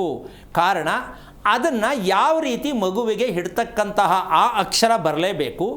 ಬಂದ ಮೇಲೆ ಆ ಅಕ್ಷರವನ್ನು ಮಗುವಿನ ಉಸಿರಾಟಕ್ಕೆ ಹೊಂದಾಣಿಕೆಯಾಗುವ ರೀತಿಯಲ್ಲಿ ನಾವು ಮಗುವನ್ನು ಉಸಿರ ಪ್ರಕ್ರಿಯೆಯನ್ನು ಬದಲಾವಣೆ ಮಾಡಬೇಕು. ಅದಕ್ಕೆ ಪೌರ್ಣಮಿಯಿಂದ ಪೌರ್ಣಮಿ, ಕೃಷ್ಣ ಪಕ್ಷದಲ್ಲ, ಮಕ್ಕಳು ಕೃಷ್ಣ ಪಕ್ಷದಲ್ಲಿ ಹುಟ್ಟಿದವರು, ಶುಕ್ಲ ಪಕ್ಷದಲ್ಲಿ ಹುಟ್ಟಿದವರು, ಗಂಡಾಗಲಿ ಹೆಣ್ಣಾಗಲಿ ಹುಟ್ಟಿರ್ತಾರೆ. ಇವರಿಗೆ ನಾವು ಮನಸ್ಸು ಸಂತೋಷವಾಗಿರಬೇಕಂದ್ರೆ ಪೌರ್ಣಮಿಯಿಂದ ಪೌರ್ಣಮಿಗೆ ಪ್ರತಿದಿನ ಯಾವ ತಂದೆ ತಾಯಿ 108 ಸಲ ಆ ಲಕ್ಷ್ಮೀ ಅಕ್ಷರವನ್ನು, ಬೀಜಾಕ್ಷರವನ್ನು ಯಾರು ಬರೀತಾರೋ, ಮಗುವಿನ ಕೈಲಿ ಬರೆಸ್ತಾರೋ, ಆ ಮಗು ದೈವೀಕತ್ವಕ್ಕೆ ಪರಿವರ್ತನೆ ಆಗತ್ತೆ. ಅರ್ಥ ಆಗ್ತಾ ಇದೆಯಾ? ಅದನ್ನು ಉಸಿರಾಟದ ಕ್ರಮದಲ್ಲಿ ಯಾವ ರೀತಿ ಉಚ್ಚಾರಣೆ ಮಾಡಬೇಕು, ಎಲ್ಲಿ ನಿಲ್ಲಿಸಬೇಕು ಅಂತಕ್ಕಂಥ ಕ್ರಮ ಇದೆಯಲ್ಲ, ಇದೇ ನಾವು ಮಕ್ಕಳಿಗೆ ಮಾಡಿಸ್ಬೇಕಾದಂತಹ ದೈವಿಕವಾಗಿರ್ತಕ್ಕಂತಹ ಜ್ಞಾನತ್ವಕ್ಕೊಳ್ಳುವಂತಹ ಮಕ್ಕಳನ್ನು ಬೆಳೆಸೋಕ್ಕೆ ಈ ರೀತಿಯಾಗಿ ನಾವು ಉಸಿರಾಟಕ್ಕೆ ಸೇರಿಸುವಂಥ ಅಕ್ಷರವನ್ನು ಅದನ್ನು ಲಕ್ಷ್ಮೀ ಬೀಜಾಕ್ಷರ ಅಂತ ಹೇಳ್ತಾರೆ. ಎಲ್ಲರಿಗೂ ಲಕ್ಷ್ಮಿ ಸದಾ ಬೇಕು ಅಂತ ಎಲ್ಲರೂ ಬಯಸ್ತೀವಿ. ಆದರೆ ನೀವು ಅದಕ್ಕೆ ಏನೂ ಕೂಡ ಫೌಂಡೇಶನ್ನೇ ಹಾಕಿಲ್ಲ. ನಿಮಗೆ ಲಕ್ಷ್ಮಿ ಹೆಂಗೆ ಜೊತೆಲಿರ್ತಾಳೆ? ನಿಮ್ಮ ಹೆಸರಿನಲ್ಲಿ ಬೇಡ, ನಿಮ್ಮ ಮಕ್ಕಳ ಹೆಣ್ಣು ಮಕ್ಕಳ ಹೆಸರಿನಲ್ಲಿ ಲಕ್ಷ್ಮೀ ಬೀಜಾಕ್ಷರ ಇದೆಯಾ ನೋಡ್ಕೊಳ್ಳಿ. ಅದು ಯಾವುದು? ಕೆ. ಇಂಗ್ಲೀಷಲ್ಲೇ ಯಾಕೆ ಹೇಳ್ತೀನಿ ಅಂದರೆ ನಮ್ಮ ಪ್ರಪಂಚ ಎಲ್ಲ ಇಂಗ್ಲೀಷ್ಗೆ ಹೋಗ್ಬಿಟ್ಟಿದೆ, ಕನ್ನಡ ಹೇಳೋಕ್ಕಾಗಲ್ಲ.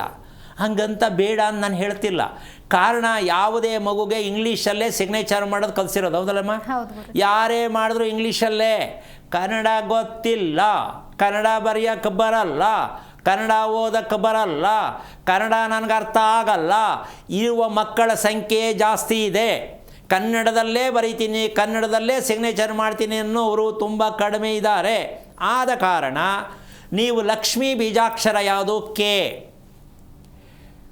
ಮೂಲಾಕ್ಷರ ಯಾವುದು? ಆರ್. ಈ ರೀತಿಯಾದ ಒಂದೊಂದು ಅಕ್ಷರಗಳಲ್ಲಿ ಒಂದೊಂದು ಶಕ್ತಿ ಇದೆ. ಅದು 4 ಅಕ್ಷರ ಇರೋದು. ಅದಕ್ಕೆ ನಮ್ಮ ಆತ್ಮ, ನಮ್ಮ ಮನಸ್ಸು, ನಮ್ಮ ದೇಹ ಇದಿಷ್ಟು ಒಂದುಗೂಡಿಸ್ತಕ್ಕಂಥದ್ದೇ ಆ ಅಕ್ಷರ. ಇವು 3 ಒಂದಾಗಬೇಕಲ್ಲ? ದೇಹ, ಆತ್ಮ, ಮನಸ್ಸು, ಇವು 3 ಇದನ್ನೇ ತ್ರಿಗುಣ ಅಂತ ಹೇಳ್ತಾರೆ. ಈ ತ್ರಿಗುಣನೇ ರಜೋಗುಣ, ಸತ್ವಗುಣ, ತಮೋಗುಣ ಅಂತಕ್ಕಂಥ ವಿಚಾರದಲ್ಲಿ ಪ್ರತಿ ಮಗು ಇದನ್ನು ತಗೊಂಡೇ ಬಂದಿರುತ್ತೆ. ಇದಿಲ್ಲದೆ ಮಗು ಯಾವ ಕಾರಣಕ್ಕೂ ಹುಟ್ಟಲ್ಲ. ಇದನ್ನು ನಾವು ರಿಪೇರಿ ಮಾಡೋಕ್ಕೆ ನಮ್ಮ ಕೈಲಿ ಆಗಿದೆಯಾ? ಇಲ್ಲಿವರೆಗೂ ಜಾತಕ ಕುಂಡಲಿ ಮ್ಯಾಚಿಂಗ್ ಮಾಡುವಂತಹ ಮಹಾನೀಯ ಗಣಪಂಡಿತರುಗಳಿಗೆ ನನ್ನೊಂದು ಪ್ರಶ್ನೆ, ಮಗುವಿನಲ್ಲಿರ್ತಕ್ಕಂಥ ದೋಷ ತೆಗೆಯುವುದಕ್ಕೆ ನಿಮ್ಮಲ್ಲಿ ಪ್ರಾಧಾನ್ಯತೆ ಕೊಟ್ಟಿಲ್ಲ. ಅದನ್ನು ಹೇಳ್ತಾ ಇಲ್ಲ, ನೀವು ಜನಗಳಿಗೆ ಪ್ರಚಾರಕ್ಕೆ ತರ್ತಾ ಇಲ್ಲ. ಅದನ್ನು ಹಂಗೆ ಕರ್ಮವನ್ನು ಮುಚ್ಚಿಟ್ಟು, ಮಗುವಿನ ದೇಹದಲ್ಲಿರ್ತಕ್ಕಂಥ ರೋಗಗಳನ್ನು ಮುಚ್ಚಿಟ್ಟು, ನೀವು ಇದಕ್ಕೆ ಹೆಸರು ಕೊಟ್ಟು ಮ್ಯಾಚಿಂಗ್ ಮಾಡಿ ಮಾಂಗಲ್ಯಕೂಟ, ಗಣಕೂಟ ಅಂತ ಹೇಳಿ ನಮ್ಮ ಸಮಾಜವನ್ನು ತಪ್ಪು ದಾರಿಗೆ ಎಳ್ಕೊಂಡು ಹೋಗ್ತಕ್ಕಂತಹ ಒಂದು ವಿಚಾರ ಅಭ್ಯಾಸ ಎಷ್ಟರ ಮಟ್ಟಕ್ಕೆ ಸರಿ? ಪ್ರತಿಯೊಬ್ಬರು ಯೋಚನೆ ಮಾಡಿ. ಅವ್ರು ಯೋಚನೆ ಮಾಡೋದಕ್ಕಿಂತ ನೀವು ತಿಳ್ಕೊಳ್ಳುವಂಥವ್ರು, ನೀವು ತಿಳ್ಕೊಳ್ಬೇಕಾದರೂ ನೀವು ಯೋಚನೆ ಮಾಡಬೇಕು. ಜವಾಬ್ದಾರಿಯುತ ಸ್ಥಾನದಲ್ಲಿ ಕೂತಿರ್ತಕ್ಕಂಥ ಪೋಷಕರು ಒಂದು ಮಗುವನ್ನು ಗುರುತಿಸೋದಕ್ಕೆ ನಮ್ಮಿಂದ ಆಗಲಿಲ್ಲ ಅಂದ ಮೇಲೆ ಶಾಸ್ತ್ರ ಹೇಳೋರ ಮೇಲೆ ಬಿದ್ದರೆ ಎಷ್ಟು ಮಟ್ಟಕ್ಕೆ ಸರಿ? ನಾನೀಗ ಅವ್ರ ವಿಚಾರದಲ್ಲಿ ಯಾಕೆ ಹೇಳ್ತಾ ಇದ್ದೀನಿ ಅಂದರೆ ನಿಮಗೆ ಸ್ವಲ್ಪ ಅರ್ಥ ಆಗಲಿ ಅಂತ. ಅದಕ್ಕೋಸ್ಕರವಾಗಿ ಅವ್ರ ಮೇಲೆ ತಪ್ಪು ಹೇಳಕ್ಕೆ ಹೋಗಬೇಡಿ. ಶಾಸ್ತ್ರ ಹೇಳೋರು ತಪ್ಪು, ಪುರೋಹಿತರು ತಪ್ಪು. ಅದು ಯಾವಾಗ ಅಂದರೆ ನಿಮ್ಮ ಪ್ರಯತ್ನ ಸೋತಾಗ ಅದು ಅವ್ರು ತಪ್ಪಸ್ಥರಾಗ್ತಾರೆ. ನೀವು ಸೋಲೋದಲ್ಲ, ಗೆಲ್ಲೋಕ್ಕೆ ಬರೋದೇ ಇಲ್ವಲ್ಲ ನಿಮಗೆ. ಏನೇನು ಕೇಳಬೇಕು ಅವ್ರ ಹತ್ರ? ಕೇಳಿ ಅಂದರೆ ಹೆಂಗೆ ಕೇಳೋದು? ತಪ್ಪು ಇದು. ನಾವು ಯಾರೇ ಏನೇ ಕೇಳಬೇಕಾಗಲಿ, ಕುಂಡ್ಲಿ ಬರೆಸ್ಬೇಕಾಗಲಿ, ನಾವು ಕೇಳಬೇಕಾದ ಪ್ರಶ್ನೆ ಯಾವುದಮ್ಮ? ಯಾವ ಪ್ರಶ್ನೆ ಕೇಳಬೇಕಾಗತ್ತೆ ಮಗು ವಿಚಾರ ಕೇಳೋಕೆ ಹೋದರೆ? ಈ ಮಗುವಿನಲ್ಲಿ ಇರುವಂಥ ಆರೋಗ್ಯ ಸ್ಥಿತಿ ಏನಾಗಿದೆ ಅಂತ ಕೇಳಬೇಕು, ಹೌದಾ? ಯಾವ ತಂದೆ ತಾಯಿ ಆದರೂ ಮಗುವಿನ ಆರೋಗ್ಯ ಸ್ಥಿತಿ ಕೇಳ್ತಾರಾ? ಇಲ್ಲ. ಈ ಮಗು ಮುಂದಕ್ಕೆ ಓದುತ್ತಾ ನೋಡಿ ಅಂತ ಕೇಳೋದು. ಮದುವೆ ಮಾಡುವಾಗ ಇವರಿಬ್ಬರಿಗೂ ಮದುವೆ ಮಾಡ್ಬೋದಾ ಅಂತಲೇ ಕೇಳೋದು ಅಲ್ಲ, ಇವರಿಬ್ಬರ ದೇಹ ಸ್ಥಿತಿ, ಮನಸ್ಥಿತಿ ಚೆನ್ನಾಗಿದೆಯಾ ಅಂತ ಕೇಳಬೇಕು. ಯಾವತ್ತು ಇದನ್ನು ತಿಳ್ಕೊತೀರೋ ಆ ಮದುವೆ ಚೆಂದಾಗಿರುತ್ತೆ, ಆ ಮಗು ಚೆನ್ನಾಗಿರುತ್ತೆ, ನೀವು ಚೆನ್ನಾಗಿರ್ತೀರ. ಇದನ್ನು ತಿಳ್ಕೊಳ್ಳಿಲ್ಲ, ಮಗುನೂ ಚೆನ್ನಾಗಿರಲ್ಲ, ಮದುವೆನೂ ಚೆನ್ನಾಗಿರಲ್ಲ, ನೀವೂ ಚೆನ್ನಾಗಿರಲ್ಲ, ಸಮಾಜನೂ ಚೆನ್ನಾಗಿರಲ್ಲ, ವಂಶದಲ್ಲಿ ಸತ್ತಿರೋರ ಆಶೀರ್ವಾದನೂ ನಿಮ್ಗೆ ಸಿಗಲ್ಲ. ನಾವು ಅಂತ ಇದ್ದೀವಿ ಅಂದರೆ ಸಾಯುವ ನರಕದಲ್ಲಿ ಬಿದ್ದು ಒಳ್ಳಾಡಬೇಕಾಗತ್ತೆ. ಸಾವೂ ಇಲ್ಲ, ಬದುಕೂ ಚೆನ್ನಾಗಿಲ್ಲ, ಬದುಕಕ್ಕೂ ಆಗ್ತಾ ಇಲ್ಲ. ಇಂತಹ ನರಕದಲ್ಲಿ ನಾವು ಯಾಕಿದ್ದೀವಿ ಅಂದರೆ ನಮ್ಮ ಸೋಮಾರಿತನದಿಂದ ನಾವು ಕುಟುಂಬವನ್ನು ಏಳಿಗೆ ಇಲ್ಲದ ರೀತಿಯಲ್ಲಿ ಶಾಪಗ್ರಸ್ತ ಅಂತ ನಾವೇ ಬಾಯಲ್ಲಿ ಹೇಳಿಕೊಂಡು ಭಗವಂತ ಈ ಥರ ವಿಧಿ ಕೊಟ್ಟ ನಮಗೆ ಅಂತ ದೇವ್ರಿಗೊಂದು ನಿಂದನೆ ಮಾಡಿ ಇನ್ನೂ ಹಿಂಸೆಗೆ ಹೋಗ್ತಾ ಇದ್ದೀವಿ. ದಯವಿಟ್ಟು ಪ್ರತಿಯೊಬ್ಬರು ತಿಳ್ಕೊಳ್ಳಿ, ನಾವಿಲ್ಲಿ ಬಂದದ್ದು ವೀಕ್ಷಣೆ ಮಾಡೋದಕ್ಕಲ್ಲ, ನಾವಿಲ್ಲಿ ಹರಿತು ಬದುಕುವುದಕ್ಕೆ ಬಂದಿದ್ದು. ಇದನ್ನು ಪ್ರತಿಯೊಬ್ಬರು ಪಾಲನೆ ಮಾಡಿ ಅಂತ ಹೇಳ್ತಾ ನಾನು ಆರ್ಡರ್ ಮಾಡ್ತಾ ಇಲ್ಲ. ಪ್ರತಿಯೊಬ್ಬರಿಗೂ ಅರ್ಥ ಆಗಬೇಕು. ಹೆಸರಿಡೋದ್ರಲ್ಲಿ ಮೋಸ, ಮದುವೆ ಮಾಡೋದ್ರಲ್ಲಿ ಮೋಸ, ನಿದ್ದೆ ಮಾಡೋದ್ರಲ್ಲಿ ಮೋಸ ಅಂದರೆ ಬದುಕು ಹೇಗಿರುತ್ತೆ, ಈ ಸತ್ಯವನ್ನು ಎಲ್ಲರೂ ಅರ್ಥ ಆಗಿದೆ ಅಂತ ಹೇಳ್ತಾ ಕಾರ್ಯಕ್ರಮನ ಮುಗಿಸ್ತಾ ಇದ್ದೀನಿ.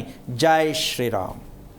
ಖಂಡಿತ ಗುರುಜಿ, ನಮ್ಮ ಇವತ್ತಿನ ಕಾರ್ಯಕ್ರಮದಲ್ಲಿ ಸಾಕಷ್ಟು ವಿಚಾರಗಳನ್ನು ತಿಳಿಸಿದ್ದೀರಾ. ಕಾರ್ಯಕ್ರಮಕ್ಕೆ ಆಗಮಿಸಿದ್ದಕ್ಕಾಗಿ ಧನ್ಯವಾದ ಗುರುಜಿ. ನೋಡಿದ್ರಲ್ಲ ವೀಕ್ಷಕರೇ, ನಮ್ಮ ಇವತ್ತಿನ ಕಾರ್ಯಕ್ರಮದಲ್ಲಿ ಗುರುಗಳು ಸಾಕಷ್ಟು ವಿಚಾರಗಳನ್ನು ತಿಳಿಸಿದ್ದಾರೆ. ಇದಾಗಿತ್ತು ಈ ಹೊತ್ತಿನ ವಿಶೇಷ ಕಾರ್ಯಕ್ರಮ. ನೋಡ್ತಾ ಇರಿ ಜಿ ಕನ್ನಡ ನ್ಯೂಸ್, ಸತ್ಯವೇ ಸುದ್ದಿಯ ಜೀವಾಳ. ಹೆಚ್ಚಿನ ಮಾಹಿತಿಗಾಗಿ ಸಂಪರ್ಕಿಸಿ ಶ್ರೀಮಾನ್ ಶ್ರೀ ಪುರುಷೋತ್ತಮ್ ದೇಶಿಕ್ ಗುರೂಜಿ, ಶ್ರೀ ಧರ್ಮ ಮಾರ್ಗ ಕಚೇರಿ, ನಂಬರ್ 532, ಮಲಥಳ್ಳಿ ಮುಖ್ಯ ರಸ್ತೆ, ಬೆಂಗಳೂರು 560056. ಸಂಪರ್ಕಿಸಿ 9148639933, 8618915231, 9513393251, 91082588834.